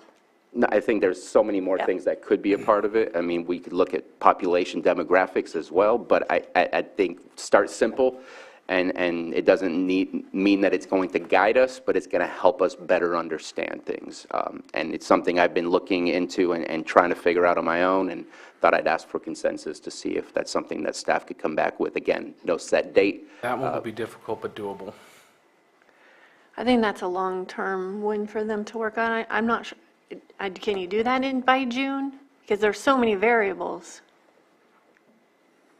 I have to say yes. And I don't have a set date. I just think it'd be something that would help us in guiding how it is that we choose to spend some of these large Because sums. when the next fiscal year's budgets are submitted to admin, either the end of the first week of April or second week of April, I'm not sure. At that point, all the capital assets are known. I'm just not necessarily going to know which district they're in, so we can have conversations with the departments to try to determine which districts they're in and see how it's going to look. Don't know yet. Okay, I think there would have to be some scoring too with, you know, the shape of the capital project and the need and how long the work has been delayed.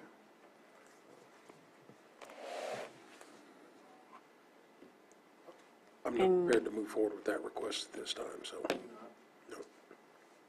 Okay. That's one. You're asking for by June or by September?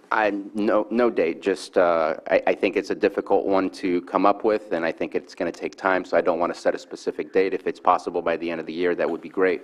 That way we're prepared in mid-year budget again next time, but it's something that I think eventually is needed for us to better understand where we're placing these dollars. I hate to say it, but I would prefer a date so that there's a timeline and it doesn't get to the bottom of the pile. Final budget, September?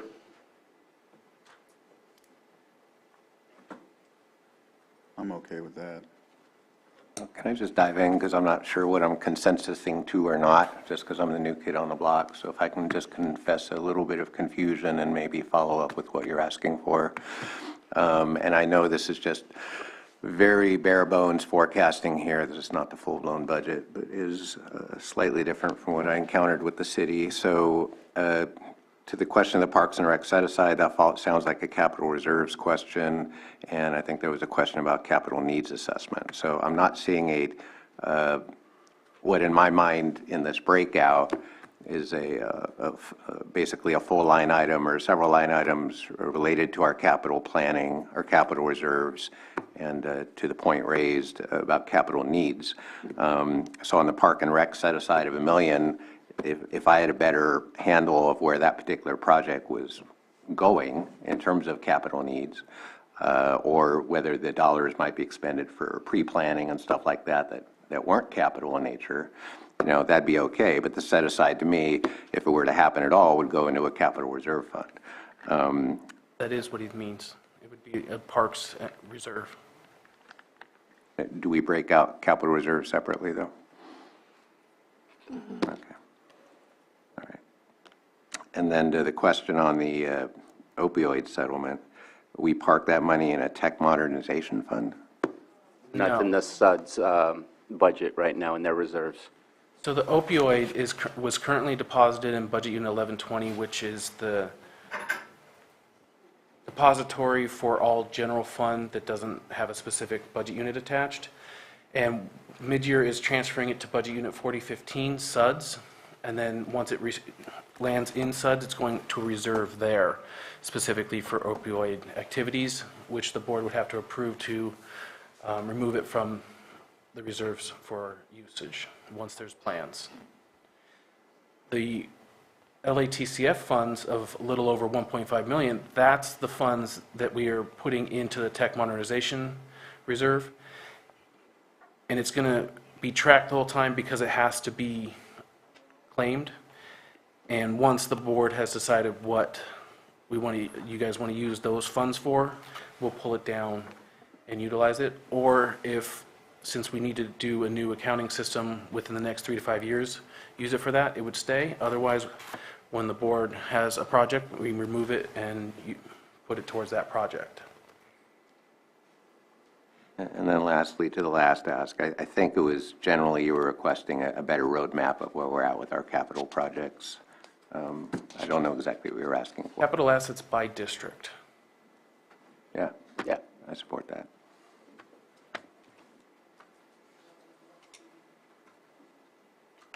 So it looks like there's a consensus for that for September 20-something, whenever the final budget is.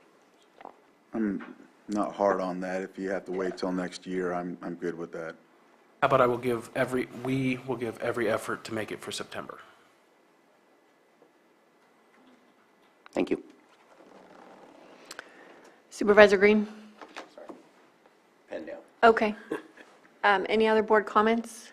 Supervisor Crandall? Yeah, so in regard to budget 2202, I know we talked about it briefly yesterday. I'd like to, I know it's about reimbursements for approval to ensure current fill-ins or deputies, so they could be accommodated for in filling these positions. It's dispatch.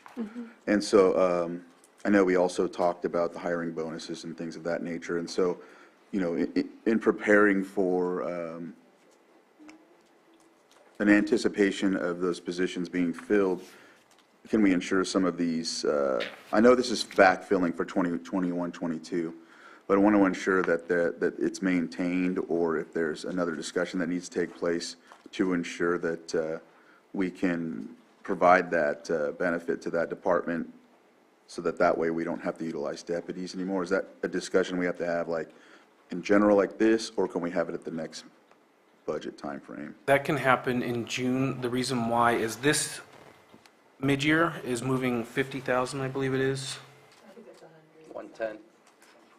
110,000 for the hiring and retention bonuses.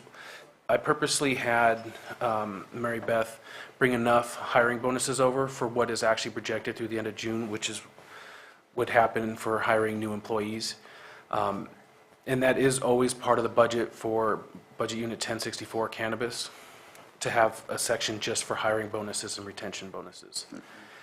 So it is naturally there and available. It just needs to be utilized. Okay. And then, so thank you for that. And I apologize, Sheriff Howe, if I'm talking about your stuff, but another one is 2301 jail facilities. And this one is a little more, it's just trying to see if, with the funding intact or preparing for specific funding, sorry, I was trying to push my screen up, and it's not a push screen. For benefits, does this need to be negotiated between union reps and admin, or can it be another discussion presented for mid-year in June? benefits meaning like, Like their 80/20 benefit they have? is it for like health benefits, things of that nature? I don't think the jail facility has. They don't have that. That would be during Corrections? negotiations. Is that the same as corrections, or? Yeah. Okay. Is that something that has to be determined between It'd be negotiations. Okay. Yeah, just So making it's sure. in the determination out of that, when you sign an MOU or a side letter, then it goes into budget. Okay. Just wanted to, see if that can be something to look at. That's it. Is that it? Well, as I mentioned, during our governance meeting, we're going to have to allocate a significant amount of funding for hazard tree removal with the OES application once that's completed. And so I need everybody on board with that because we are going to have a 25% match, and we're looking at many millions of dollars. And we're looking at other places, but ultimately this ball is rolling, and once that application goes through and we start doing that work, we're going to have to use that funding. And just wondering what your recommendation is for that, Stephen. Could we use AB 297? So there are multiple possible funding sources. Currently, there is about 1.2 million available in cannabis funds that would be able to fund it for a little while. But with the ongoing revenue for next year, it would probably be about 1.5 available. It would have to be fund balance available or cannabis at recommended and final budget time, and that's going to be a large amount, potentially in between 1 and 5 million. So that would, there's no one location I can find that. Okay. And just for the board's awareness, RCD is working on a CAL FIRE grant to take care of some of this work, but that award would be likely midsummer and not funded until fall. And then we're also working with Congressman Thompson's office for federal funding options. But all of those are really far out, and so they will augment this and this work, but we have to get the work started, and so we're going to need that funding. And with last week's, as you all know, I've been working with Senator McGuire's office since last May to try and get the 25% match that CAL FIRE did provide, and then we were told no in January. But last week, the U.S. Forest Service aerial report was released and showed that tree mortality is incredibly widespread across all of California. And so I do suspect that the state is going to have to take another look at this, because the counties that were impacted before and the counties that received that 25% match are back in the same boat.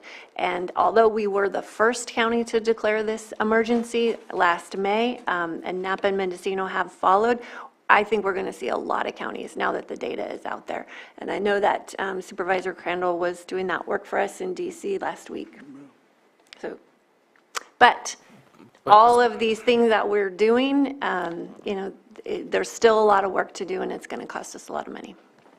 Supervisor Crandall? Yeah, I didn't explain why I asked about those budget items, and I'm just trying to give the table legs basically to get some of our deputies on the, on the streets rather than having to deal with these backfills of the positions. So that's my trajectory, if you will. So.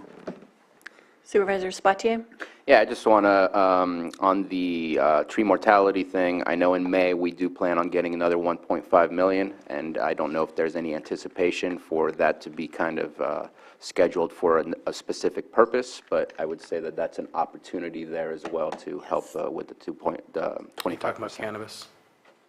Talking about cannabis? The LATCF, the second payment. All three theoretically can be used for that. Yeah. Right. They're all, yep.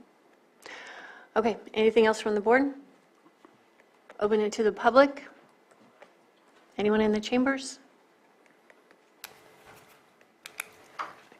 Come up to the podium and state your name, and you'll have 3 minutes.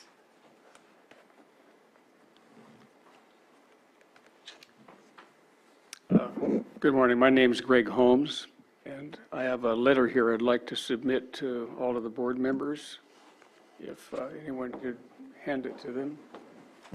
Thank you.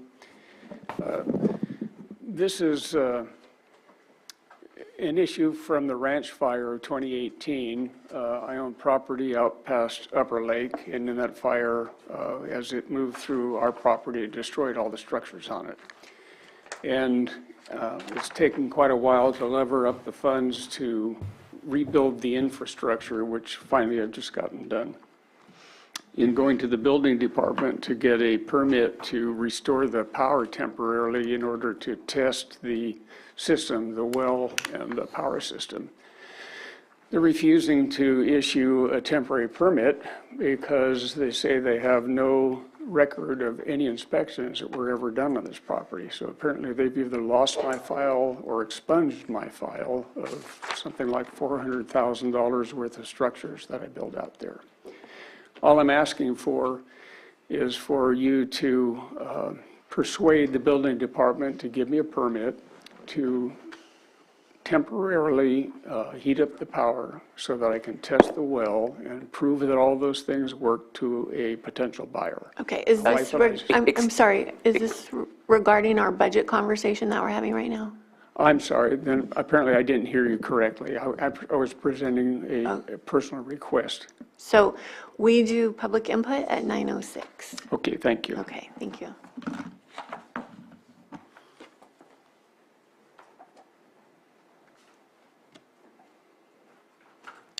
Okay, I don't see anyone in the chambers, and I don't see anybody in the Zoom room. So we can bring this back to the board for action.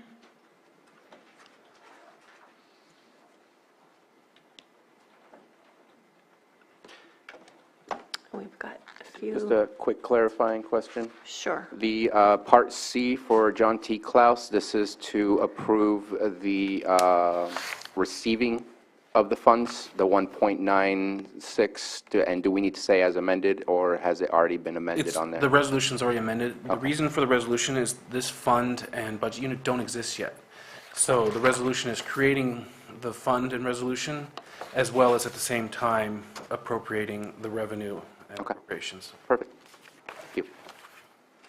Madam Chair, if you're ready, I offer the resolution amending resolution number 2022-118 to amend fiscal year 22-23 adopted budget by adjusting reserves, fund balance carryover, revenues, and appropriations.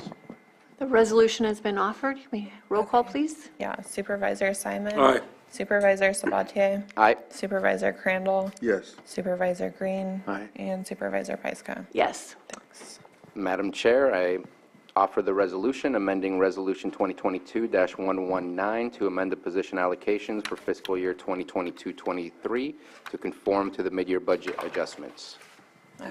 The resolution has been offered. Roll call. All right, Supervisor Simon. Aye. Supervisor Sabatier. Aye. Supervisor Crandall. Yes. Supervisor Green. Aye. And Supervisor Pyska. Yes. Thank you. Oh, sorry. So I would like to offer the resolution for, let me read it properly. To adopt resolution amending adopted budget for fiscal year 22 and 23 to establish Fund 74 John T. Klaus Park, Budget Unit 7074 John T. Klaus Park. All right, Supervisor Simon. Aye. Supervisor Sabatier. Aye. Supervisor Crandall. Yes. Supervisor Green. Aye. And Supervisor Pyska. Yes. Thank you. Okay. Thank you. Thank you. Forward. Thank you both. Thank you. Can we take a And break? we will take a 5-minute break, and we will rejoin at 10:55. Finally.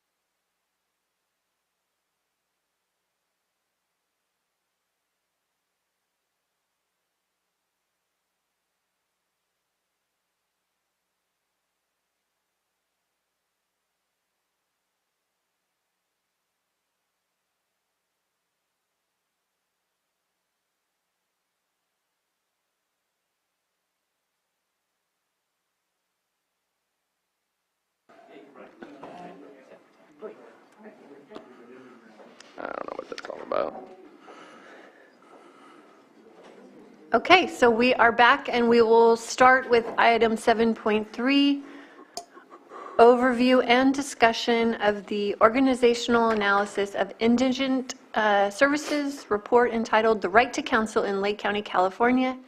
And this is by admin, CAO Great. Parker. Thank you, Madam Chair.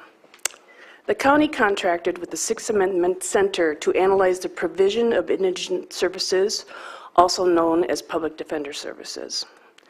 Beginning in September 2021, the Sixth Amendment Center observed approximately 170 court proceedings and interviewed several different stakeholders.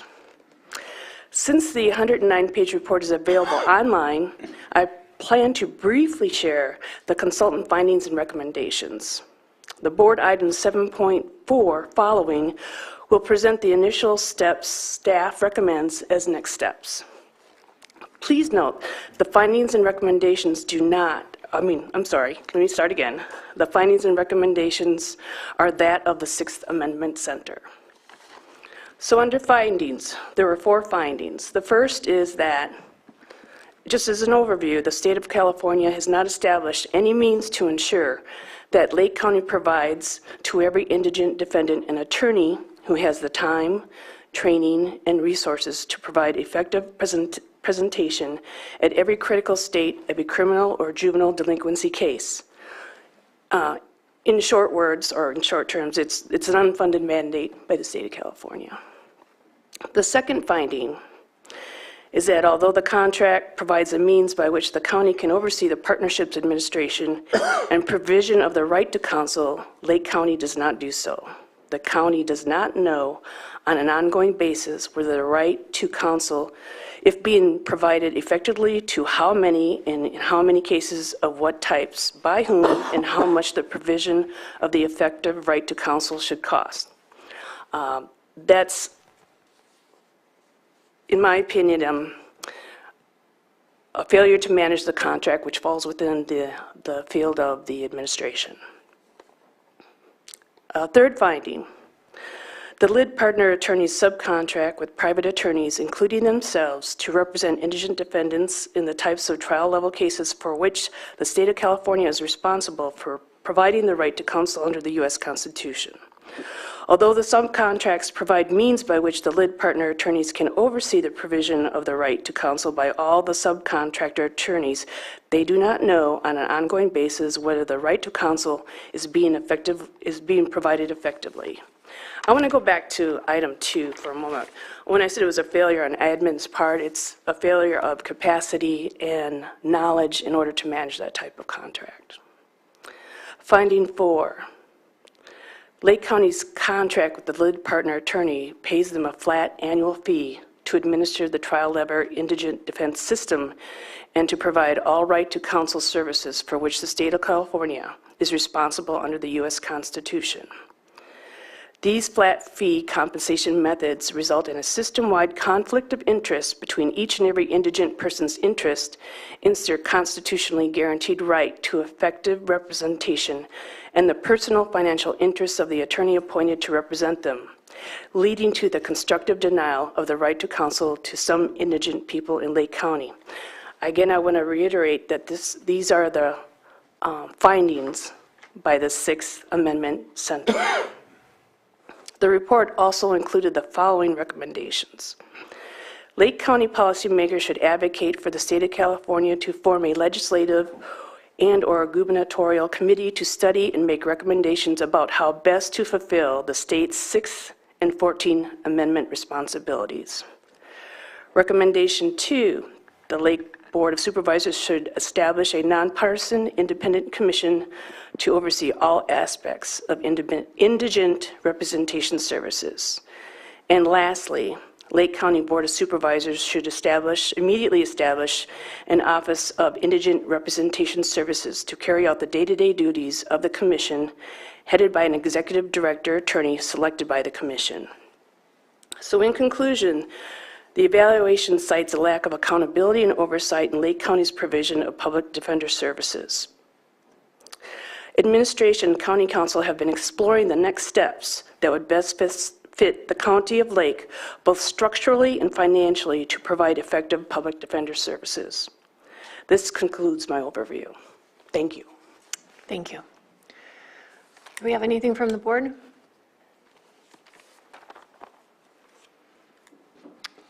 Do we have anybody from the public in the chambers? Yes. Okay.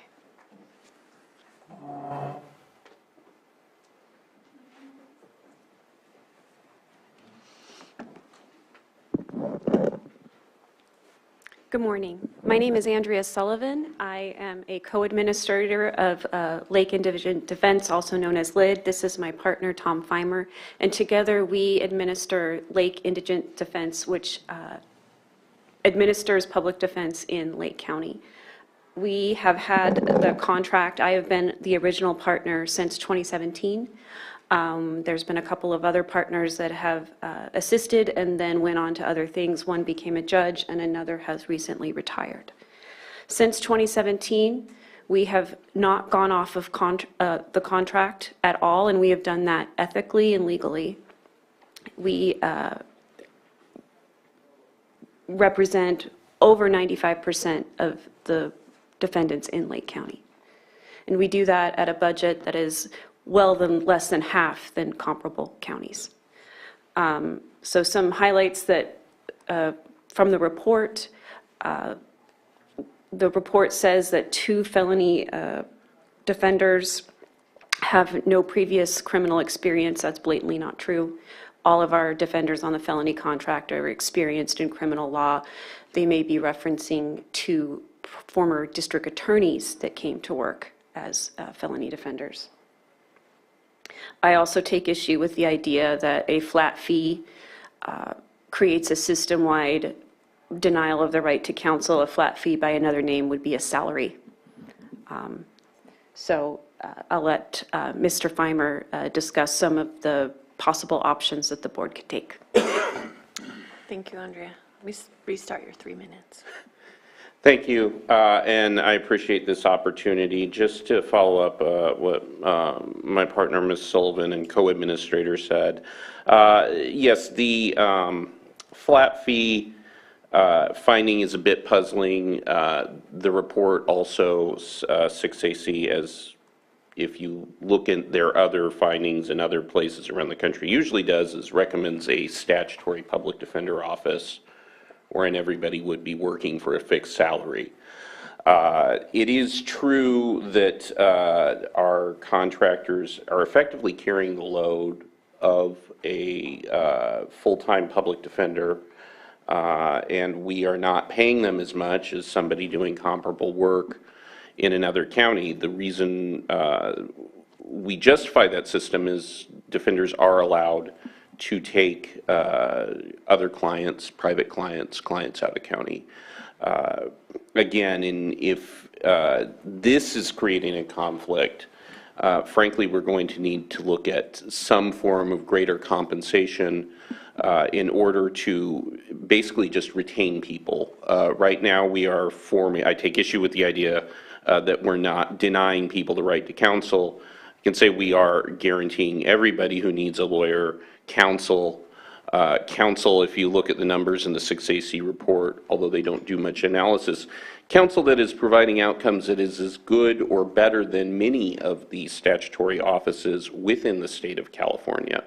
But we're doing it at bare minimum of staffing levels of attorneys. And the reason is because, again, the pay is not kept pace with inflation, and also what comparable other counties are offering. We just had a very talented, very good attorney leave us for Mendocino County, their public defender office, simply because they offer what we cannot, which is a higher salary and benefits. Nonetheless, our attorneys are, under what are challenging circumstances, are doing a phenomenal job. While I welcome more oversight from the board, I think the counties should and can expect that. I do take issue with some of the ideas of establishing another office or some other thing to sort of direct, attorney performance. Fundamentally, our people know their jobs.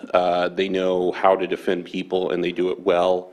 I think adding more and more layers of officers or other administrative staff isn't going to get anybody out of jail sooner who shouldn't be, isn't going to get anybody a shorter sentence if they're deserving it. What we need are more attorneys and more resources for those attorneys. Thank you. Thank you. And Ray can answer any of the board's questions if. Okay. Let me check the Zoom room. Is there anyone else in the chambers? I don't see any hands up in the Zoom room. Bring it back to the board. Supervisor Sabatier? And I don't know which item this belongs in, but I think it kind of both items offer the same opportunities for some of the comments I want to make. But the impacts to someone's life if we are not overseeing or ensuring that all appropriate services are provided, the impacts of going to jail, the impacts of being arrested, the impacts are very real.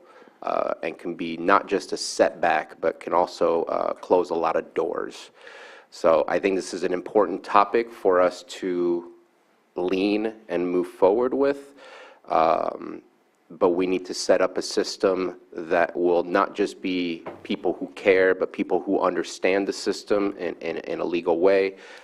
And we need to, I think, act expeditiously and make every attempt we can to make sure that we are crossing our T's and dotting our I's and ensuring that the people that we represent here are provided the appropriate services. I don't have the statistics in front of me, but I do know that a lot of people in our community have interactions with the justice system, and ensuring that that interaction is the appropriate process that they go through is, I think, of utmost importance for all of us. Supervisor Green? Thank you. I see this item, unlike the next one, does have a recommended action, and that would be to direct staff to develop and implement a plan to improve public defender services. That's going to be as close to a no-brainer recommended action as I've seen in my lifetime. Without any disrespect to any individual cases, any individual attorneys, any individual outcomes, I do personally see a need for increased oversight and understanding. And by the way, not just for indigent counsel.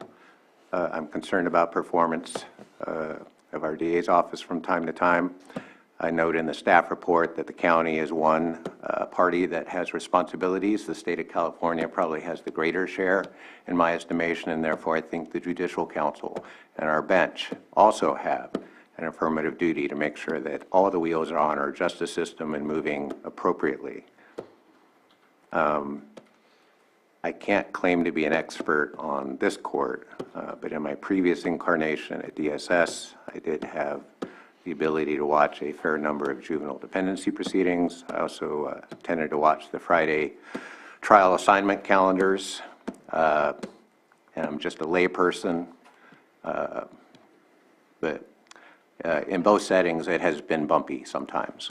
It has been uneven, and the saying that justice delayed is justice denied springs to mind. When you're dealing with contract attorneys, whether it's for juvenile dependency or indigent defense, and those attorneys have obligations often in different counties,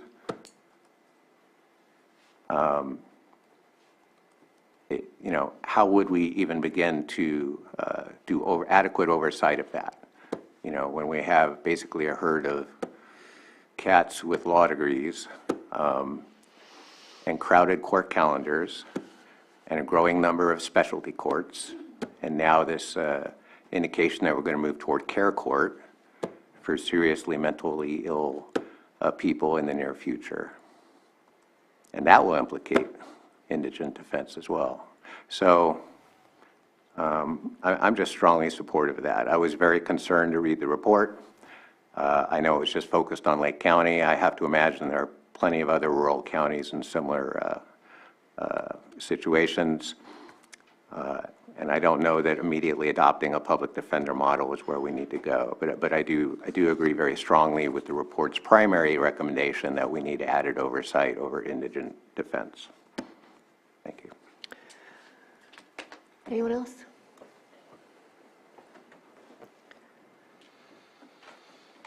Supervisor Sabatier? Well, for direction, I think that I'd like to see something come back to us as to what that oversight looks like and who are the members of that oversight committee.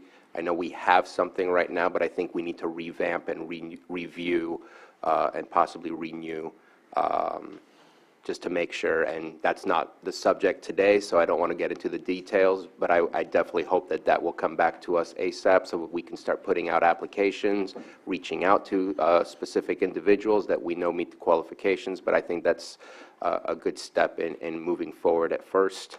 And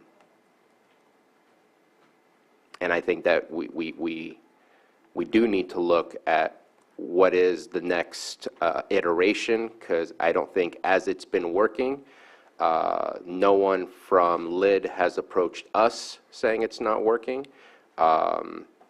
Unfortunately, we paid for these comments that were made, these recommendations that were read out loud from the Sixth Amendment group.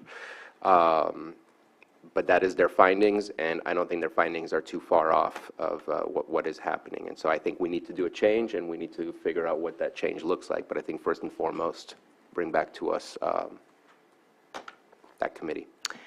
So do we have consensus to direct staff to implement the plan? Yes. Yep. Okay. Thank you. And we will move on to Item 7.4, presentation of initial steps in the county's ongoing review of the provision of legal services for indigent criminal defendants, County Council.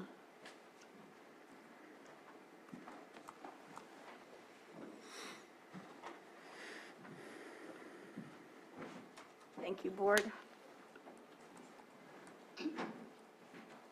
I'll be presenting this along with Carlos Torres, a deputy in my office, who's also sitting as your advisor today.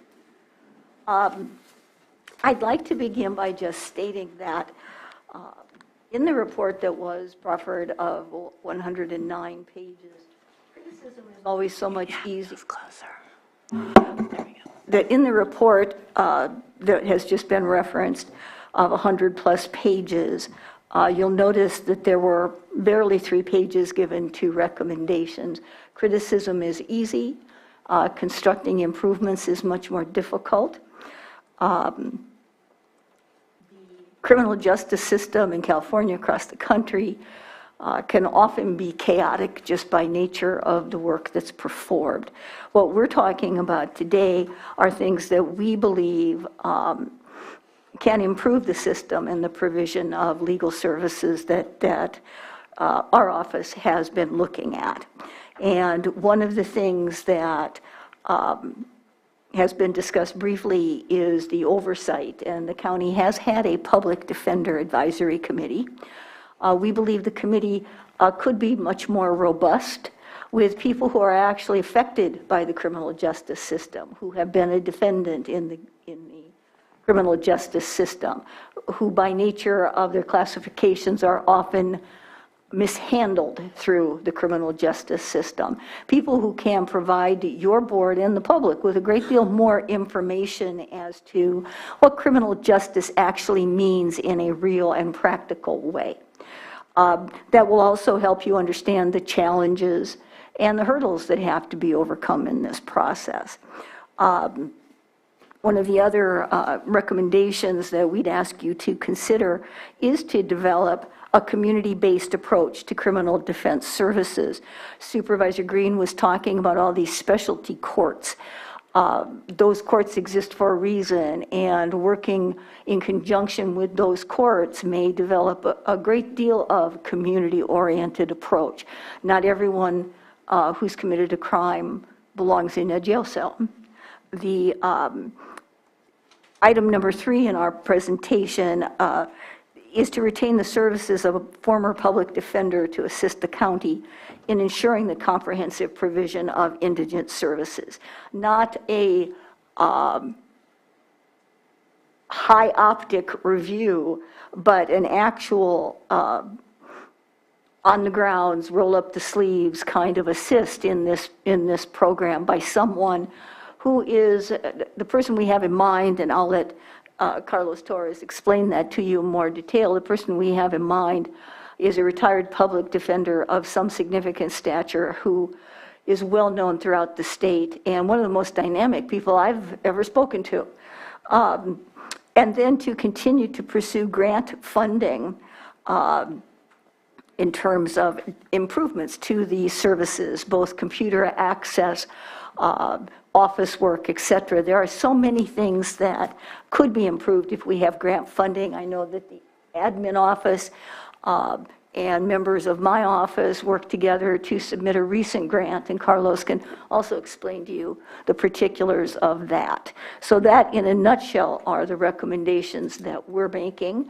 And again, none of this will happen overnight, but a steady progression along these lines will both provide your board with more information as to the nature of the services and where things may need an assist from the county, both in terms of resources and staffing. But it will also, I believe, help to drive a more community-based approach toward public defender services as a whole. And with that, I'll let Carlos go ahead and... Hello, Board. So several months ago, this body had tasked our office as well as admin to consider things that we could do to both support and improve the services provided by LID and whatever we could do, maybe even outside of LID, to help our indigent defendants. One of the things that we've been doing from the beginning was reaching out to both active chief public defenders and recently retired chief public defenders, because no one else would have the sheer amount of knowledge as people in those positions. And we've been lucky in that every single one of them that we've contacted has been readily available to help. They have suggestions and they want to be part of it. They want to help Lake County do better. And now with the publication of this report, they have all seen it. It has made the rounds through the public defense world very, very quickly.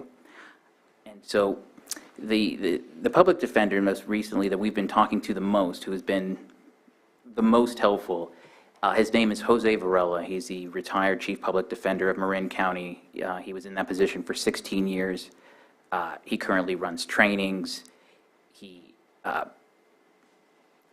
He's somebody who is involved in public defense from top to bottom, and he is willing to, under a service agreement, assist us in all the changes that are necessary, at this point necessary, to improve the level of services for our indigent defendants.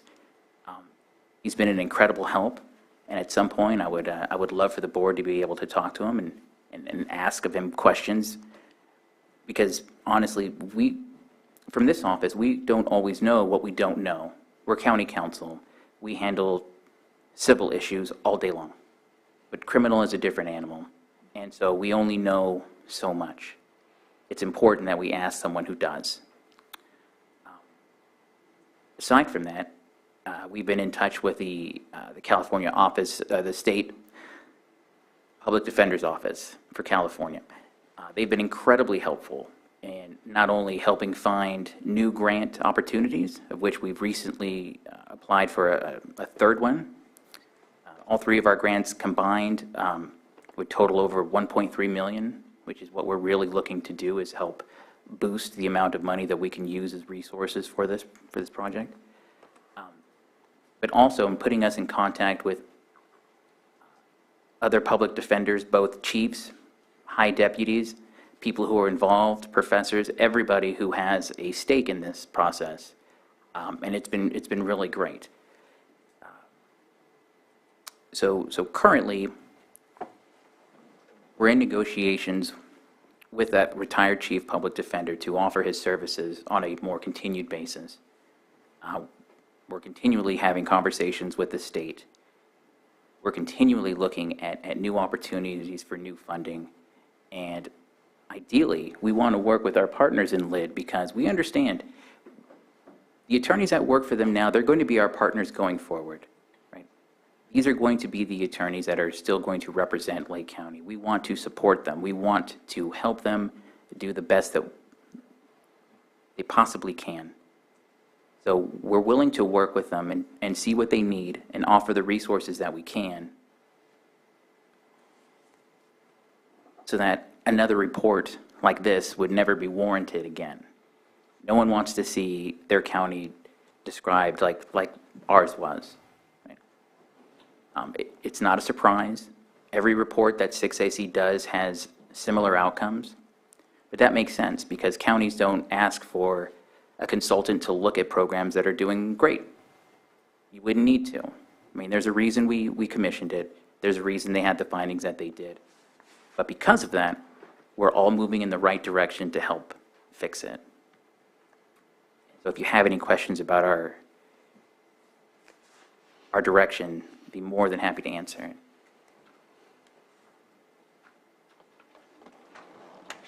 Supervisor Green? Yeah, thank you. Strongly supportive of all the proposed ideas in here. But again, going back to the idea of shared responsibility, our county as a whole, admin has a role in that. We pay for things. The state has a bigger role, I would say. They build courtrooms that have been waiting for a while. Would love to see another judge.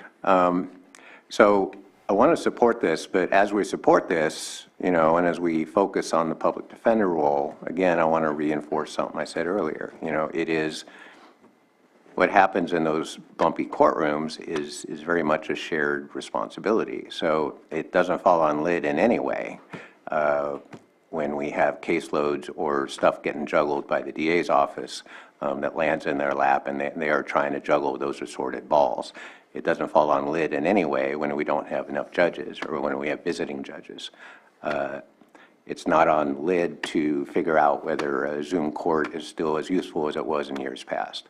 The cadence of our court proceedings and the various requirements, again, of our specialty courts, I can't imagine how any attorney, however well prepared they might be, would be able to follow all these bouncing balls and get a glowing report from 6AC or anyone else.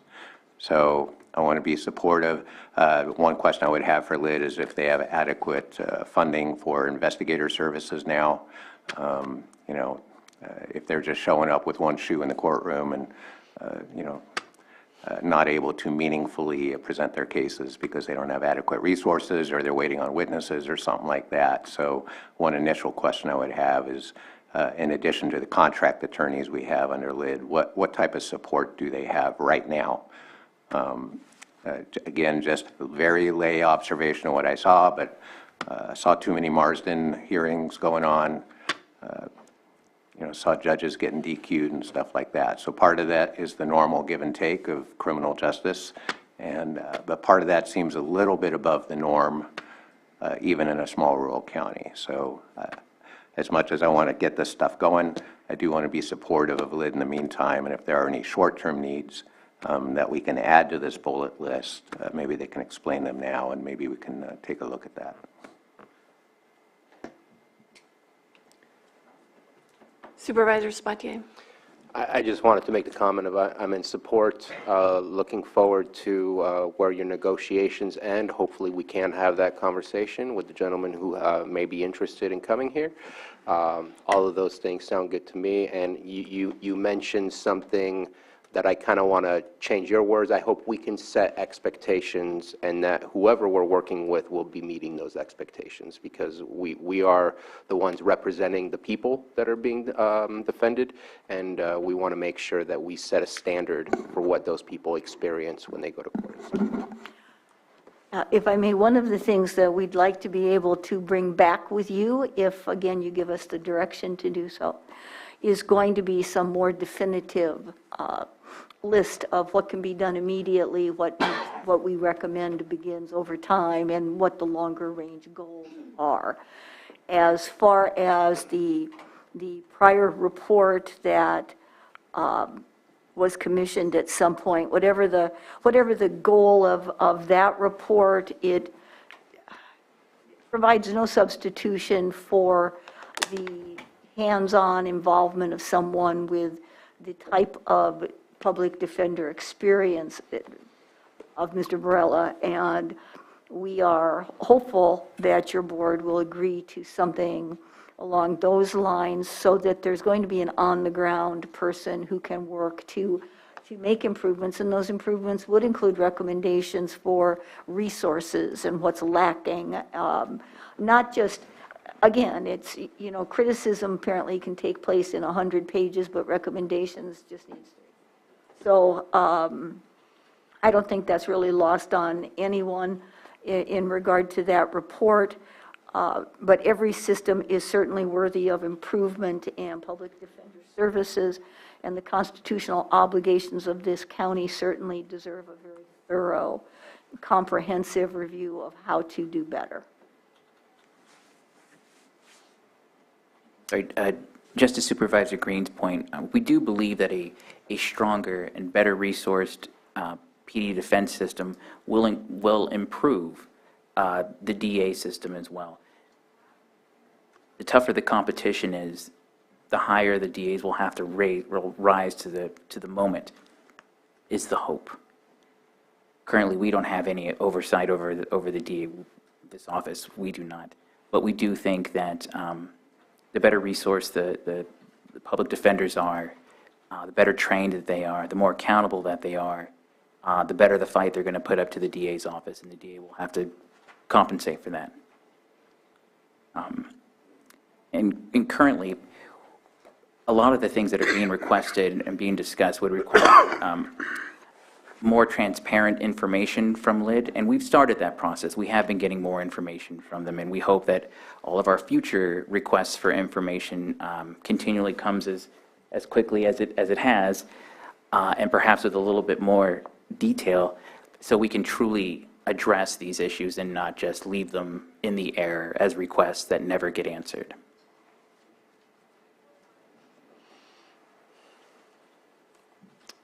Okay. I'm going to open it up to the public.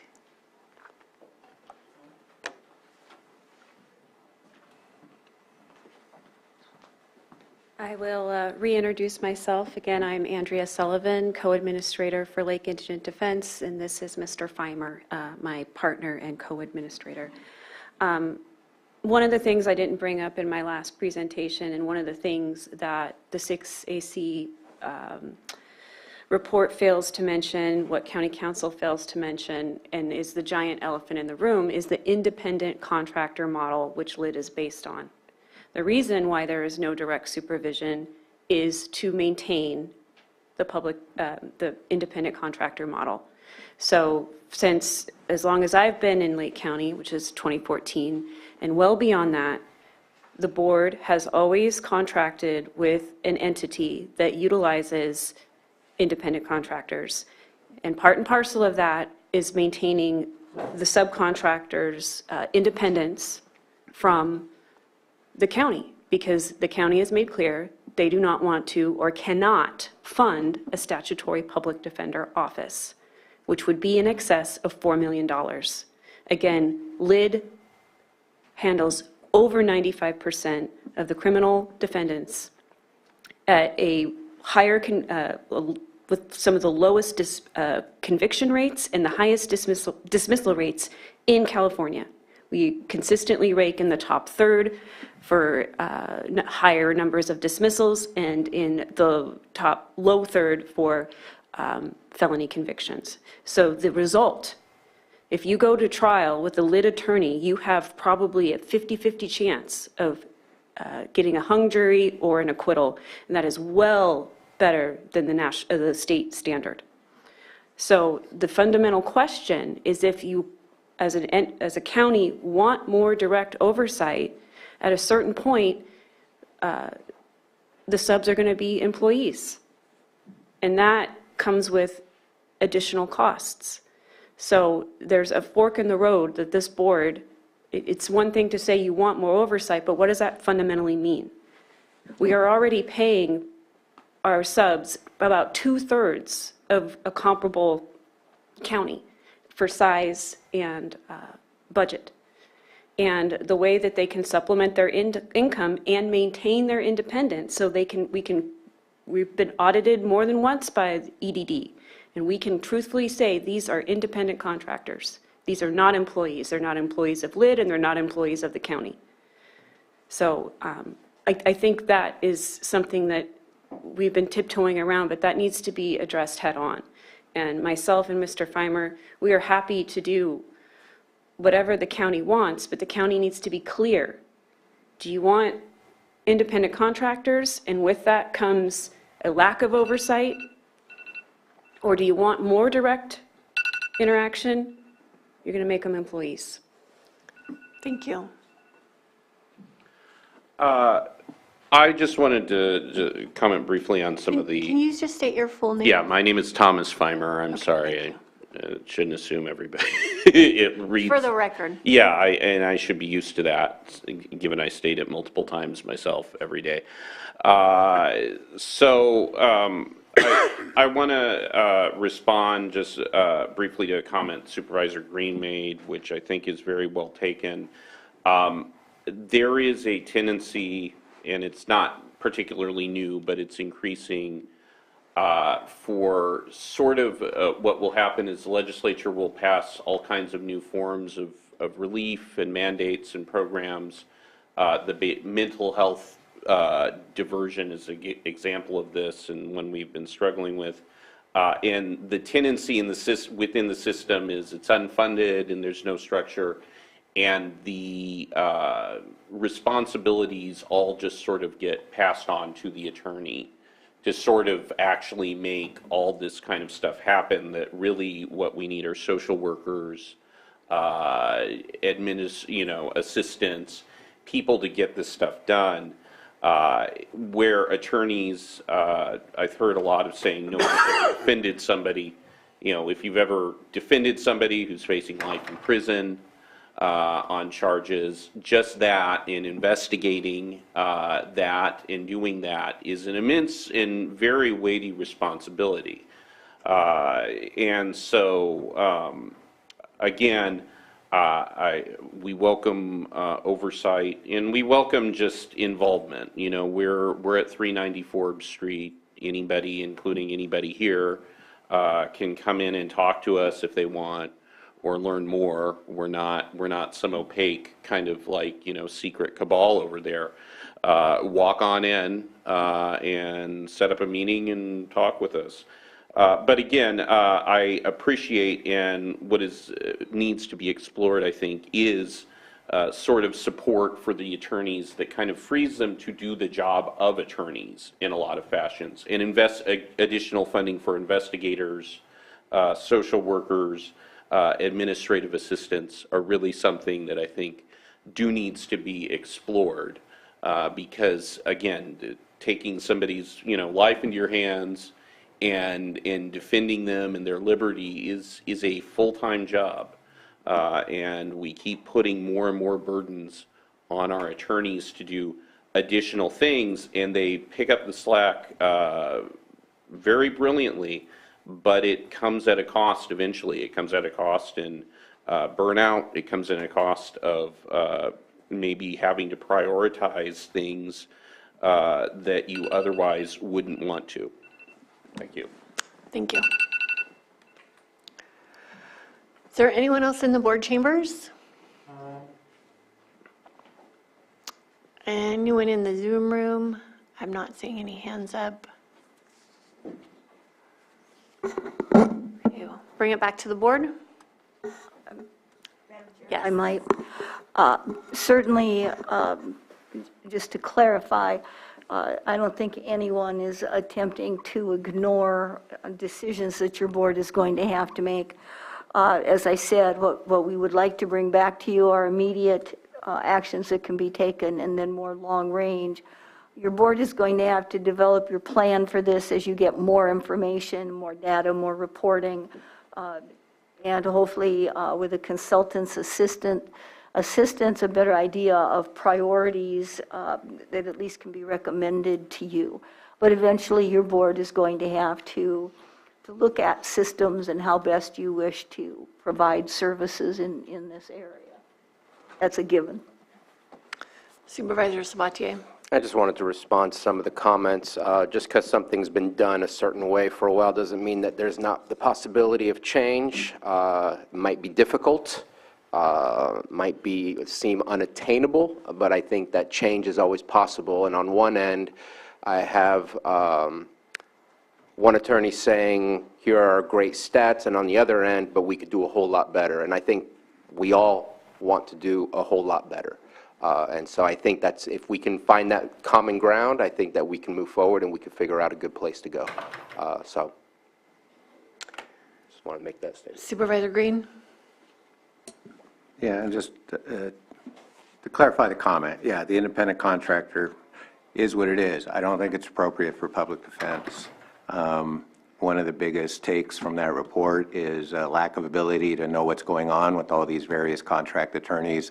To actually maintain independent contractor status, you have to consciously, as LID, not give them express direction on how they handle any particular case. At least if you're holding true to what an independent contractor truly is, you would not be giving that direct direction. So thank you for doing what you have under the current model. But I think definitely a pivot is forthcoming, expensive as it might be, and change in business models as might be required. But I get where you've been in your journey, and I appreciate it. But you know, very clearly to me, to the specific point of whether independent contractors are going to continue to be a thing, I hope as we move forward, we'll realize pretty soon that isn't working out very well. Thank you. Vice Chair Simon. Yeah, just appreciate the, obviously the conversation from both sides, but, I think what's presented to us today is the right step at this point. So, in complete support, because everything always needs to be looked at, and change is hard, but we all know that what we're talking about is someone's complete life, a young man or young woman or whoever, however they represent themselves are, it's crucial. It's crucial to their life, the path they take, and we need to just make sure we can do and try and do better.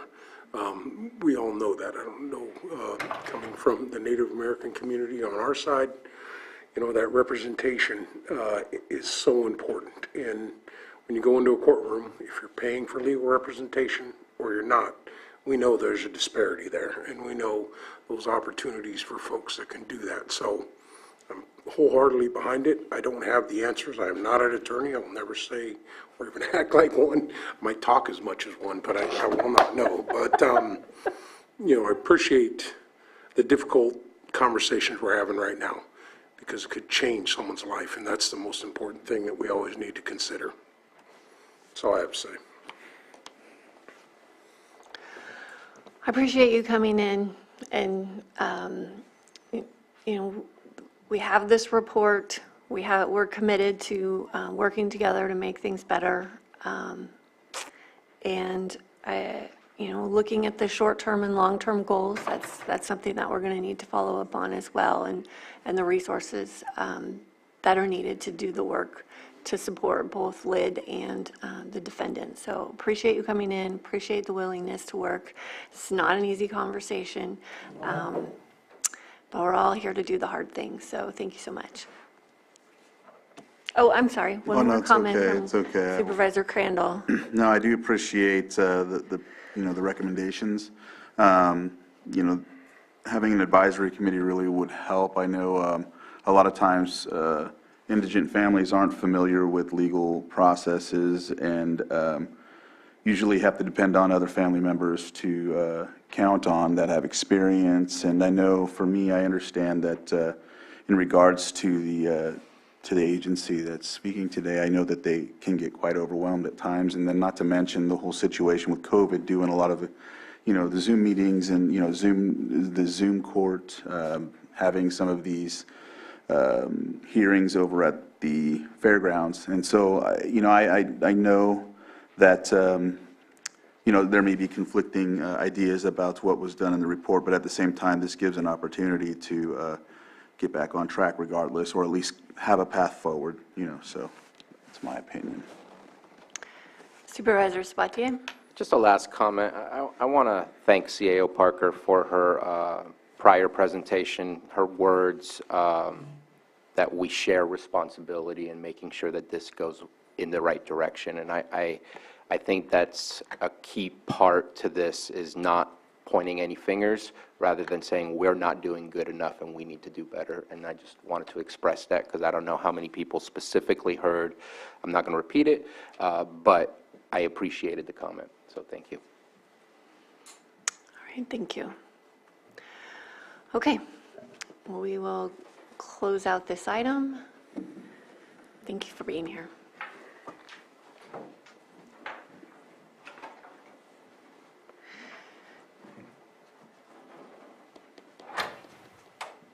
I just want to kind of understand some timing on some of these items that we have. I'm guessing 7 will be a little lengthy, or should we do that one after lunch? Anita? It doesn't seem, because we talked about. How long do you estimate CalPERS to be? Really? We don't have to get to it now. I'm just trying to look. No, I think that the item probably will take about 15 to 20 minutes. Okay. And Crystal, and your staff is here. How? 10 minutes? 10 minutes? Why don't we go to 7.9? Consideration of Lake County Social Services CalFresh and Medi-Cal program update. That's item 7.9.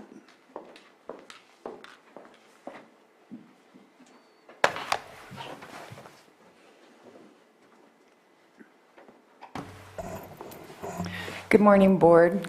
Crystal Marketan, Director for Social Services, and with me today is Rachel Dillman, our Eligibility Program Manager. Today, Rachel will be doing a very short presentation regarding the Medi-Cal and CalFresh program unwinding of benefits that were in place during the pandemic. And so this will have a significant impact on both people living, citizens of Lake County, and also the economy. And so we want to make sure that everyone is aware that this is happening. Rachel? All right, thank you. As Crystal said, my name is Rachel Zillman. I'm a program manager at Lake County Social Services, and I have some program updates for you and the public today on Medi-Cal and CalFresh benefits. We're going back to business as usual, essentially, is what's happening as the COVID waivers come to an end with the end of the public health emergency declarations. So the updates I have for you today are with regard to CalFresh and Medi-Cal, and then I'll touch on PEBT. So the largest impact is going to be regarding the end of CalFresh emergency allotments. CalFresh, if you don't know what the program is formerly known as food stamps. It provides assistance to low-income families to purchase food. During the pandemic, since March of 2020, Congress authorized emergency allotments, which are an extra benefit that provided at least an extra $95 to all CalFresh households. The average monthly allotment that CalFresh households received was actually $231 per month, and some households received significantly more. So as these benefits come to an end, it is going to have a large impact on our customers. Just to provide some statistical data, In January of 2023, we issued $4.5 million in CalFresh benefits just here in Lake County to nearly 16,000 individuals. $1.7 million of those benefits were emergency allotments, so approximately 38% of the CalFresh benefits issued in January were emergency allotments, and that is the portion that will be ending. The emergency allotments are ending in March 2023. The last issuance will be on March 26th. So notices have gone out to all of our CalFresh customers. Those notices started mailing the week of January 17th, and we do recognize this is going to create a huge economic impact on our recipients as well as the local economy. So we're trying to get the word out here so people can be as prepared as possible. Every dollar in CalFresh benefits does generate approximately $1.50 in local economic activity. This is a change in law, so we are not able to issue emergency allotments beyond the end of these benefits. So for our customers, what happens next? They are going to get less CalFresh starting in April of 2023. The regular issuance is the amount put on the customer's EBT card between the 1st and the 10th of the month, and those benefits are based on their individual circumstances, such as their household size and income. And as I said, this is a mass change, so it's a law change. There's nothing we can do to issue special emergency allotments beyond the end of these benefits. A state hearing judge will not be able to order us to pay these benefits beyond their end. So we do want customers to be aware of the food bank resources available to them.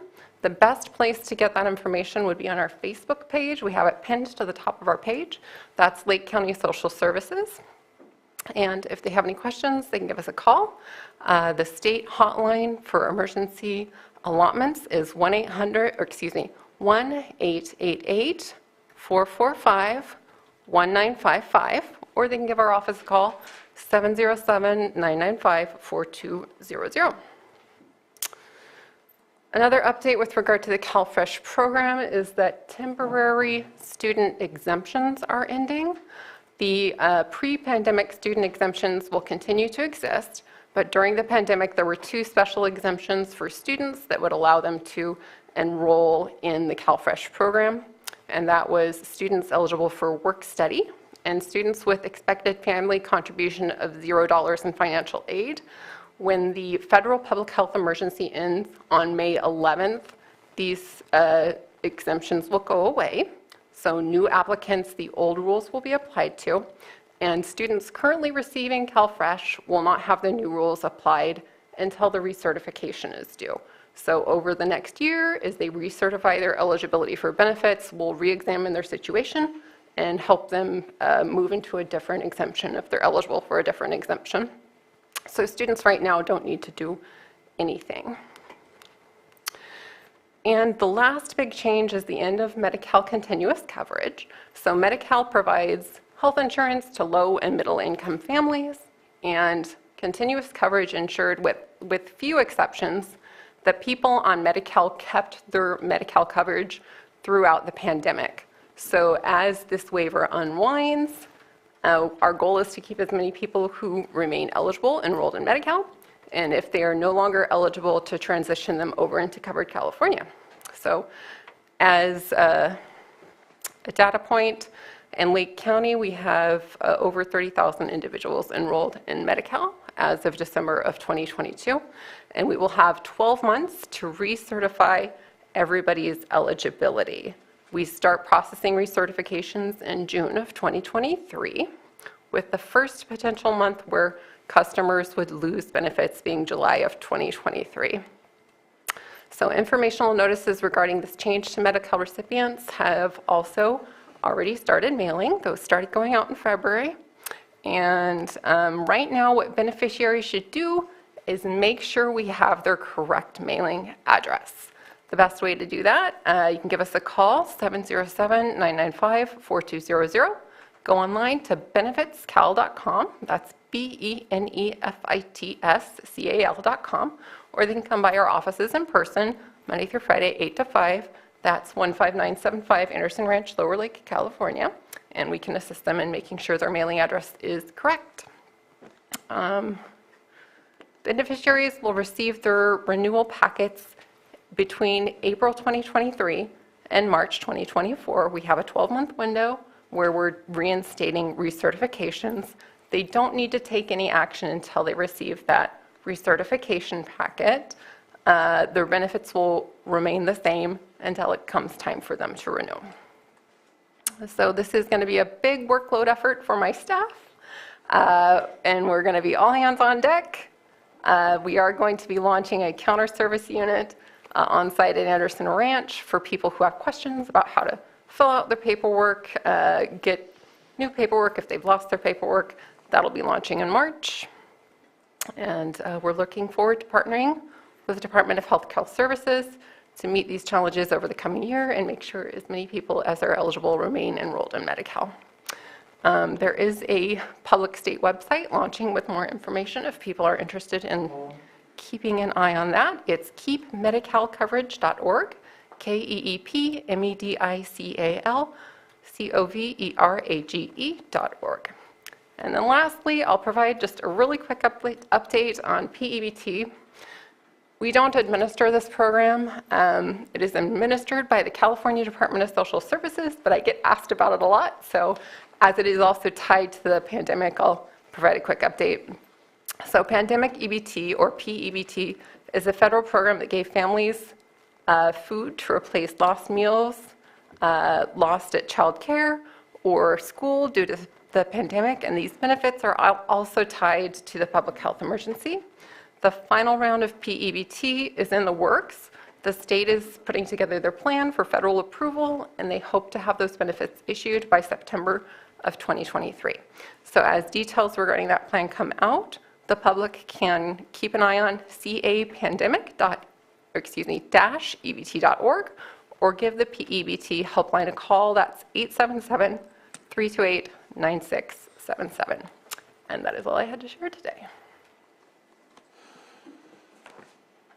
Supervisor Crandall. Yeah, thank you for that report, or that presentation. I just wanted to highlight that SNAP, which is basically hand in hand with CalFresh, right? It's the same thing. SNAP is the federal name for it, and CalFresh is what California calls it. It helps for people to know that, because a lot of times, you know, when you watch the news, you hear them say SNAP. And so, and it was discussed quite frequently in the fly-in that I had in DC in visiting the representatives and even in the NACO conference. And when we went to Feinstein and Thompson's office, and the others, I didn't attend those, but it was discussed, and they're worried throughout this year that it might be attacked, if that makes any sense. Not attacked, but, you know, it might be, you know, yes, or an attempt to reform and reduce or something along those lines. So I just, I know that that was advocated on our behalf because a lot of our counties have the same amount of citizens that qualify for this benefit. In fact, EBT cards, food distribution programs, and then others on Indian reservations. That's a very big, it's a big resource in this county, and so I'm worried about that. Also, I know another benefit is the fact that SSI and SSP benefits may qualify for individuals in our county. And I'm only highlighting that because not a lot of folks might know that, or they do, but I just know that some that transition happened pre-pandemic, but let's remind the public that if you're on SSI, SSP, you could potentially qualify for CalFresh benefits now. Yeah, no, I know it did, but I know that sometimes there's some folks that I'm not qualified for it because I'm on SSI, and no, that changed, you know, so just giving that a shot. And I know too that this is mainly about a lot of the legislation, or the, not legislation, but the programs that were put pandemic-wise are coming to a halt. But I just wanted to throw those out there and let you know as well that it was discussed quite frequently in DC. Yeah, it's certainly a big change. I mean, these benefits have been issuing for 3 years now, so we're aware that's going to be a big impact to a lot of family budgets. So trying to get the word out so people are prepared. Thanks. It's a difficult time with food prices being so high. Yeah. Oh, Supervisor Spatier. Yeah, in reading through this and listening through the presentation as well, I want to be thankful for those that have food giveaways. throughout the county. I know that you put out that resource every month as to where people can find those resources. And so I'm not going to name them because there's too many to name right now, and I'm going to miss some, but all of those that are involved in food giveaways within different varying communities, thank you for your efforts, because it's going to help those that may be a little set back by this, especially as Chair Pyska just mentioned, the increases in food costs. This is not a good timing. Or if it doesn't cover enough, that helps. Okay. Anyone from the public? Let's see, anyone in the chambers? And there's no one in Zoom. So, any final comments from the board? I appreciate the report and obviously getting the message out there. I know some folks, I think, are already starting to get some letters or notifications that there's changes coming. I'd appreciate, as we're rolling through it and things are happening, maybe a 6-month follow-up of this is what, this is how many, the cases that are affected in here. But I know it's going to affect a lot of people in the county. Like I said, I've got, family members or other folks that are on some of these programs, and they're already talking about some large decreases in some cases where we're getting $150, now you're going to get $17. Right. So it's going to be challenging as we move through that. So I'd just appreciate, kind of over the next 18 months or whenever everything's rolling, we're being cut off, that we, get some reports on that. So I'm in favor of that. Yep. Yeah. All right, thank you. Thank you. Okay, so it's noon. I think we can do one more. And I'd like to do 7.8 if Lars is available.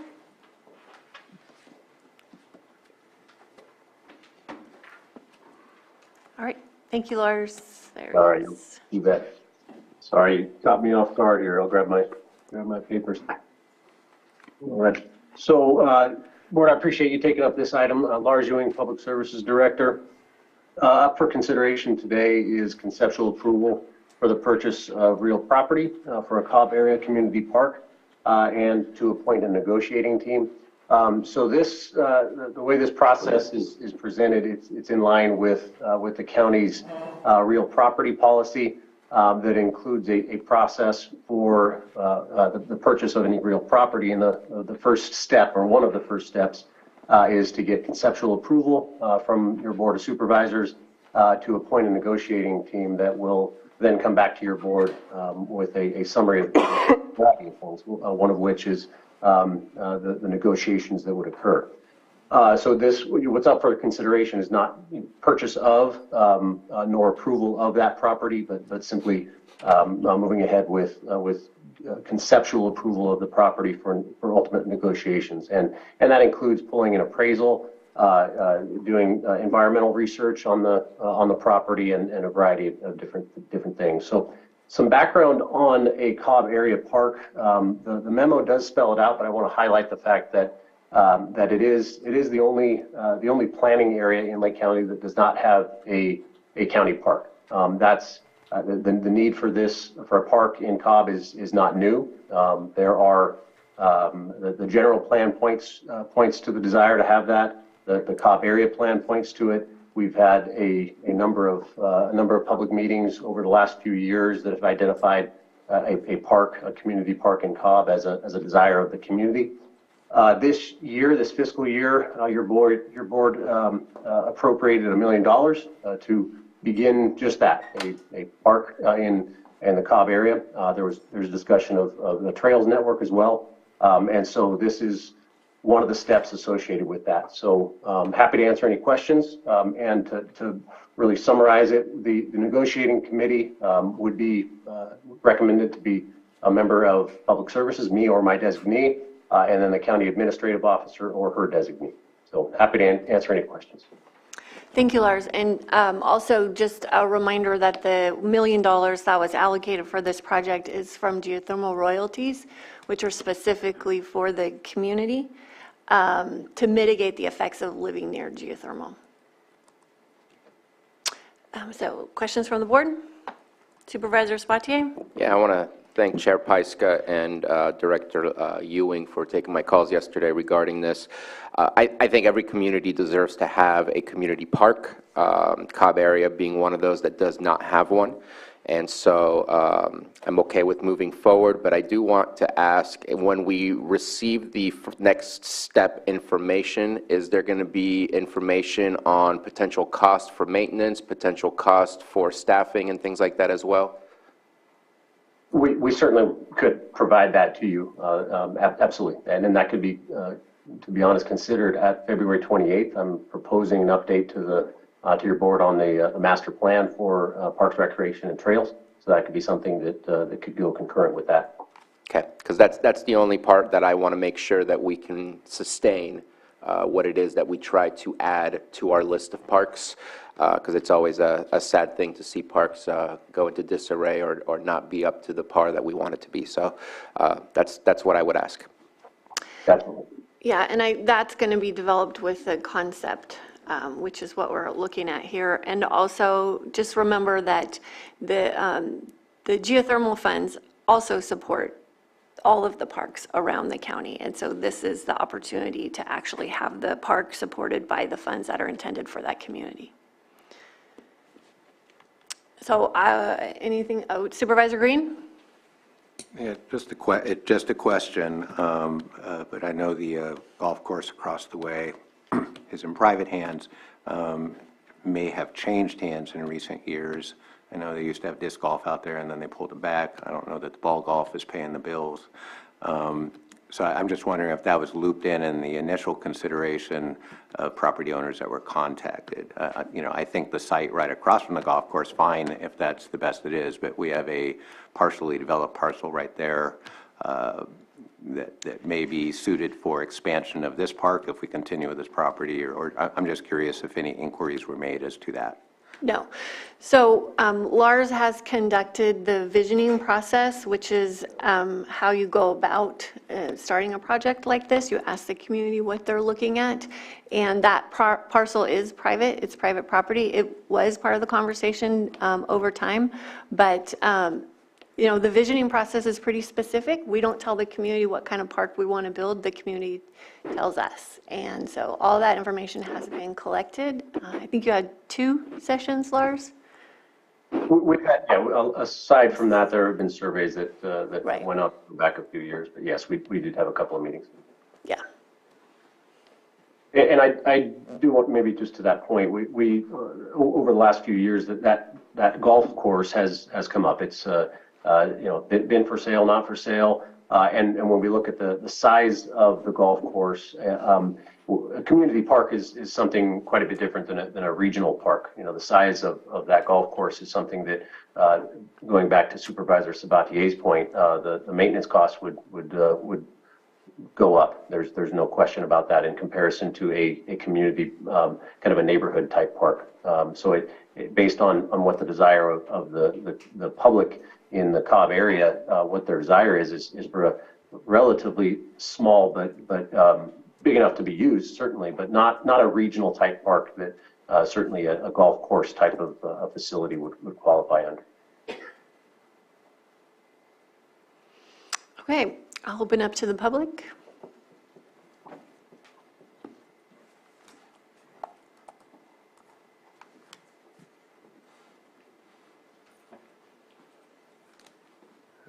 Robert Stark. I have applied for and received in excess of $200,000 from this fund for infrastructure projects by the Cobb Mutual Water Company at that time. We haven't received any funding in recent years from the Geothermal Mitigation Fund or the AB 1905 fund, which this is. One must realize that my personal property, I do not own anything but the surface. The state of California owns everything below the surface. And if geothermal royalties are paid, unless they travel across my property, I get nothing. The state of California gets that. Now I only have 6 acres, So that's only $96 a year at the $16.50 an acre they offered me in 1975. But one must realize that these funds are at the cost of the property owners of Cobb. No one else but the property owners. The Binkley Ranch, 1,600 acres. 800 acres of that property was homesteaded. AB 1905 took the mineral rights away from that 800 acres. So they received nothing for the steam below their feet, because for that 800 acres, they only own the surface of that. So when you think about these royalties, these are the fees that the people, the landowners in Cobb, are not getting. And so we should at least get the benefits of some. And I realize we used to get them in the 80s. Then the state took all of them.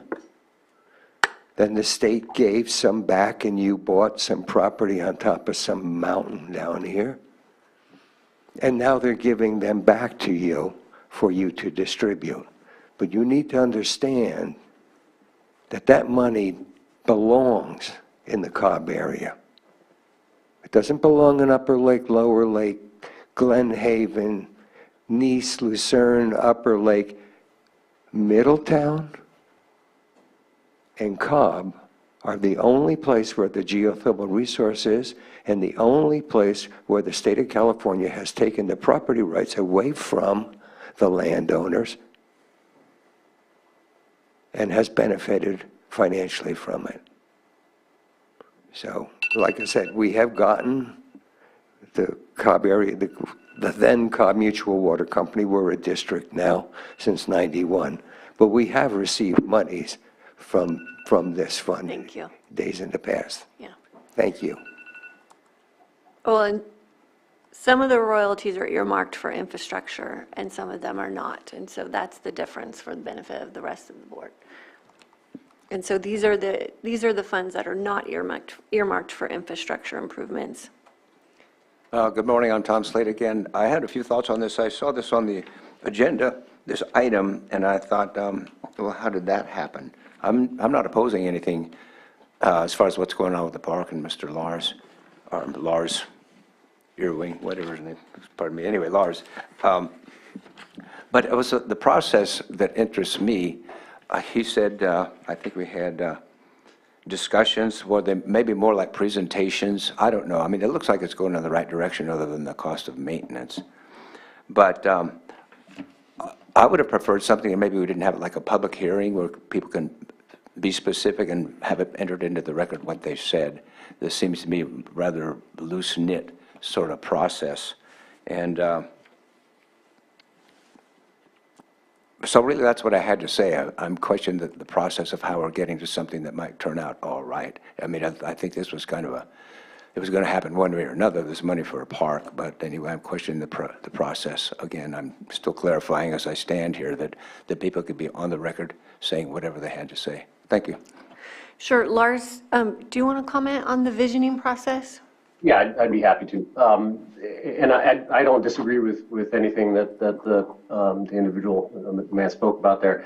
I think it's important to note that what we're talking about here is just conceptual approval of a property that we are looking to get more information on.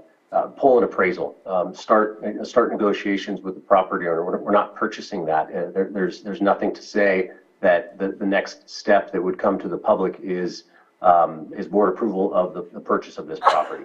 There have been visionings that have occurred. There have been public meetings going through primarily through the Cobb Area Council, but also other meetings. We had a meeting at the Little Red Schoolhouse.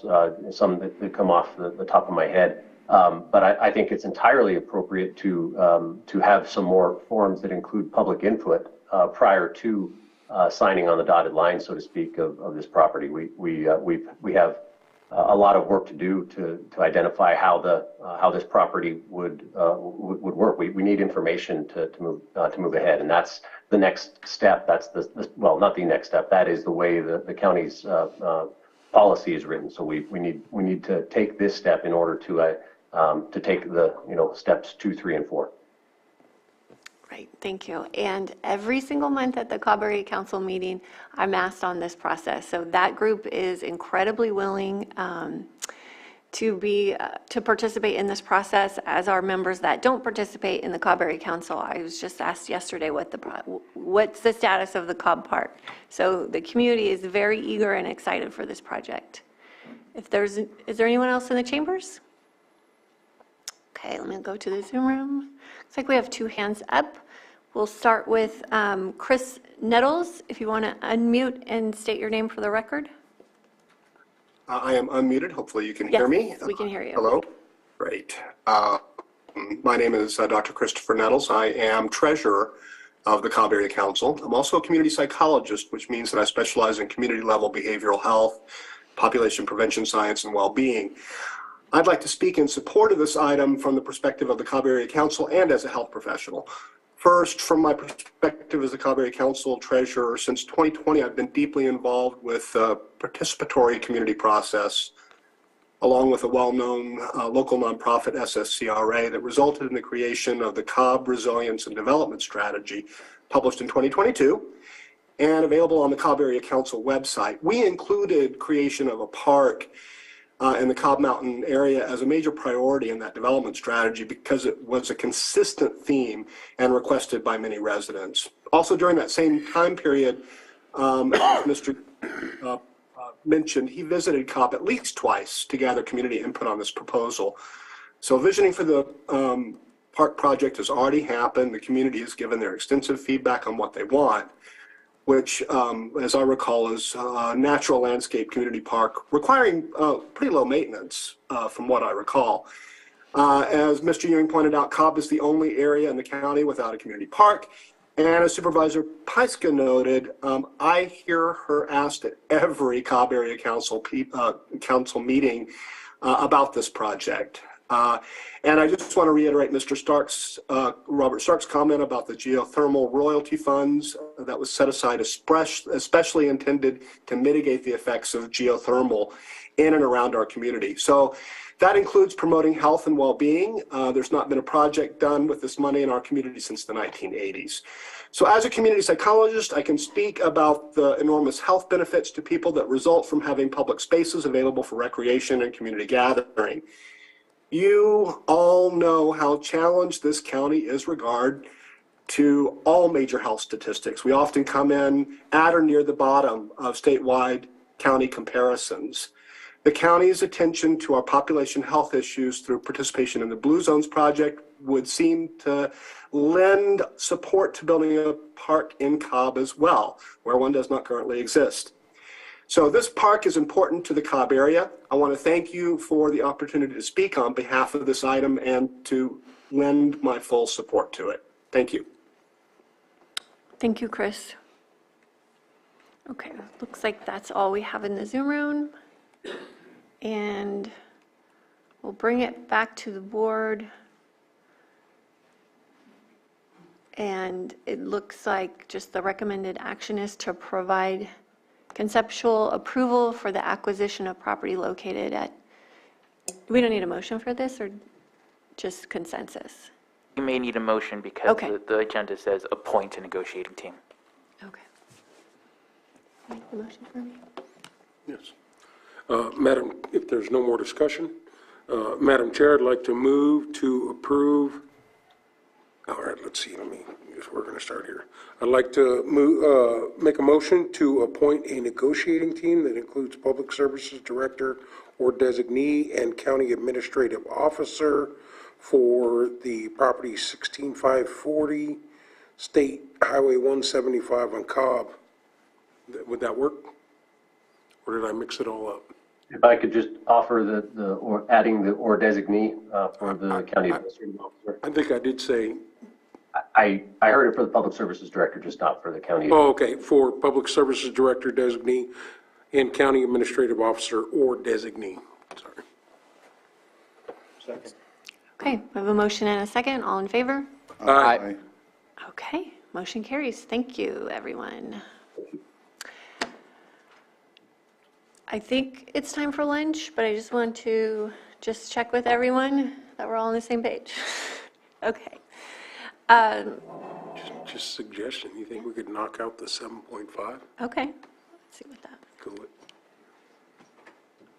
I think you already lost, Oh, if we lost, that's all right, that's fine. oh, no, 7.5 is fine. Sorry, I thought you meant the LACO one, because I No, know we talked no, about it. 7.5 is just consideration of the following. Oh, sure. advisory Yes. Board appointments. Okay, 7.5, consideration of the following advisory appointments: Animal Care and Control Advisory Board, Child Care Planning and Development Council, Fish and Wildlife Advisory Committee, Scotts Valley Community Advisory Committee. Supervisor Sabatier? I'll speak on the first one, Animal Care and Control. That's Lieutenant Martin Schneider from the Clear Lake Police Department, who is in charge of the Clear Lake Animal Control, and I really want the interaction between our Lake County Animal Control and Clear Lake Animal Control, and so I was waiting for his application, and I'm happy to move forward on that. Okay, public input on Martin Schneider? I'm not seeing any. Okay, bringing it back. Madam Chair, I move to approve Martin Schneider to the Animal Care and Control Advisory Board. Second. A motion and a second. All in favor? Aye. Aye. Okay. Child Care Planning and Development Council, we have three applicants. I can speak to Cassandra Johnson. She has been involved in child care for a long time. I believe is working with, I forget the name of the agency, but providing help for youth with special needs, and takes part in our first 5 conversation as well as the Child Council, and so definitely a good candidate to place on there. Okay, any public comment? Okay, bringing it back. And the rest seem like appropriate additions as well, and I think we might as well just do all 3 at the same time, if anyone, unless somebody objects. Seeing none, I move to approve Cassandra Johnson as community representative, Miriam McNamara, discretionary appointee, and Kimberly Gentle, child care provider to the Child Care Planning and Development Council. Second. Motion and a second. All in favor? Aye. Opposed? Motion passes. And Fish and Wildlife Advisory Committee, we have 7 vacancies. I was looking on the spreadsheet on our website, and has that been updated? Because it has all the past advisors with them all expiring in 2023. So there's just a little confusion on the county website when I was looking at it yesterday. It's not updated. Okay. But these are the current vacancies we have. Agriculture, District 1, District 3, District 5, Education, Fish and Wildlife Conservation, and Land Conservation. If I may correct, District 1, I believe, is filled. It starts with District 2. Oh, sorry, correct. Okay. We have 1 applicant for reappointment, Greg Giusti. I think that's an appropriate Yeah. addition. Not addition, reappointment. Okay. Public input? Okay, bring it back. Madam Chair, I move to approve Greg Giusti to the Fish and Wildlife Advisory Committee. Second. Okay, motion and a second. All in favor? Aye. Aye. Opposed? And Okay. we also give instruction to, this is going to be an important committee moving forward. Some of our other committees have had trouble filling themselves up. So just as I had to re-advertise for this next committee we're talking about, it might be appropriate to re-advertise for the Fish and Wildlife Committee. We need to fill that out. Okay. Scotts Valley Community Advisory Council. And just to respond, I'm okay with that as far as requiring consensus. Yes. Yep.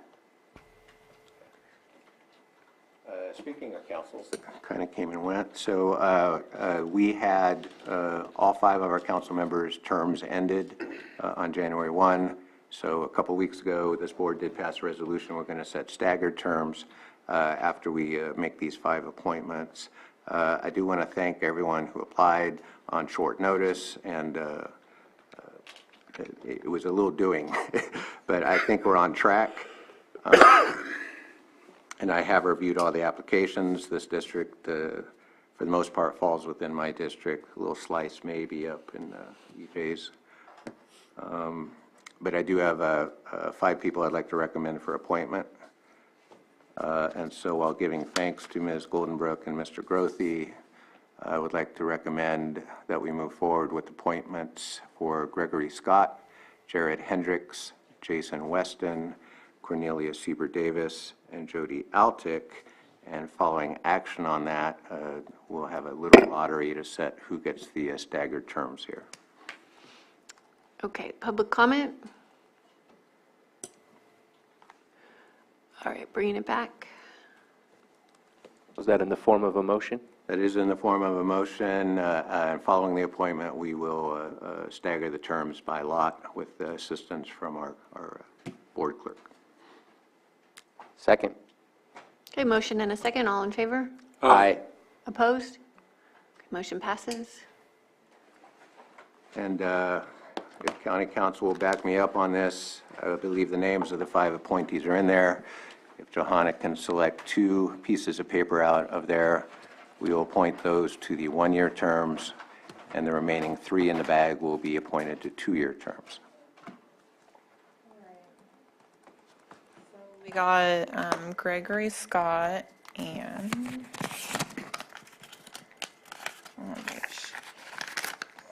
Jason Weston.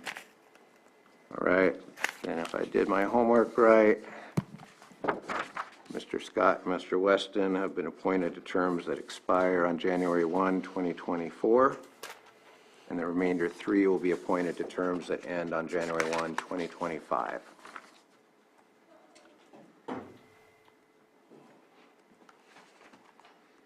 That was new.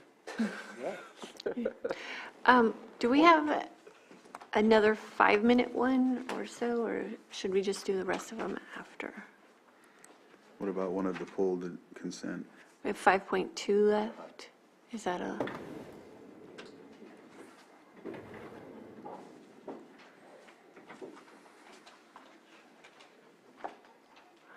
Well, maybe we'll just take lunch. Okay. All right, we will meet back here at 1:30.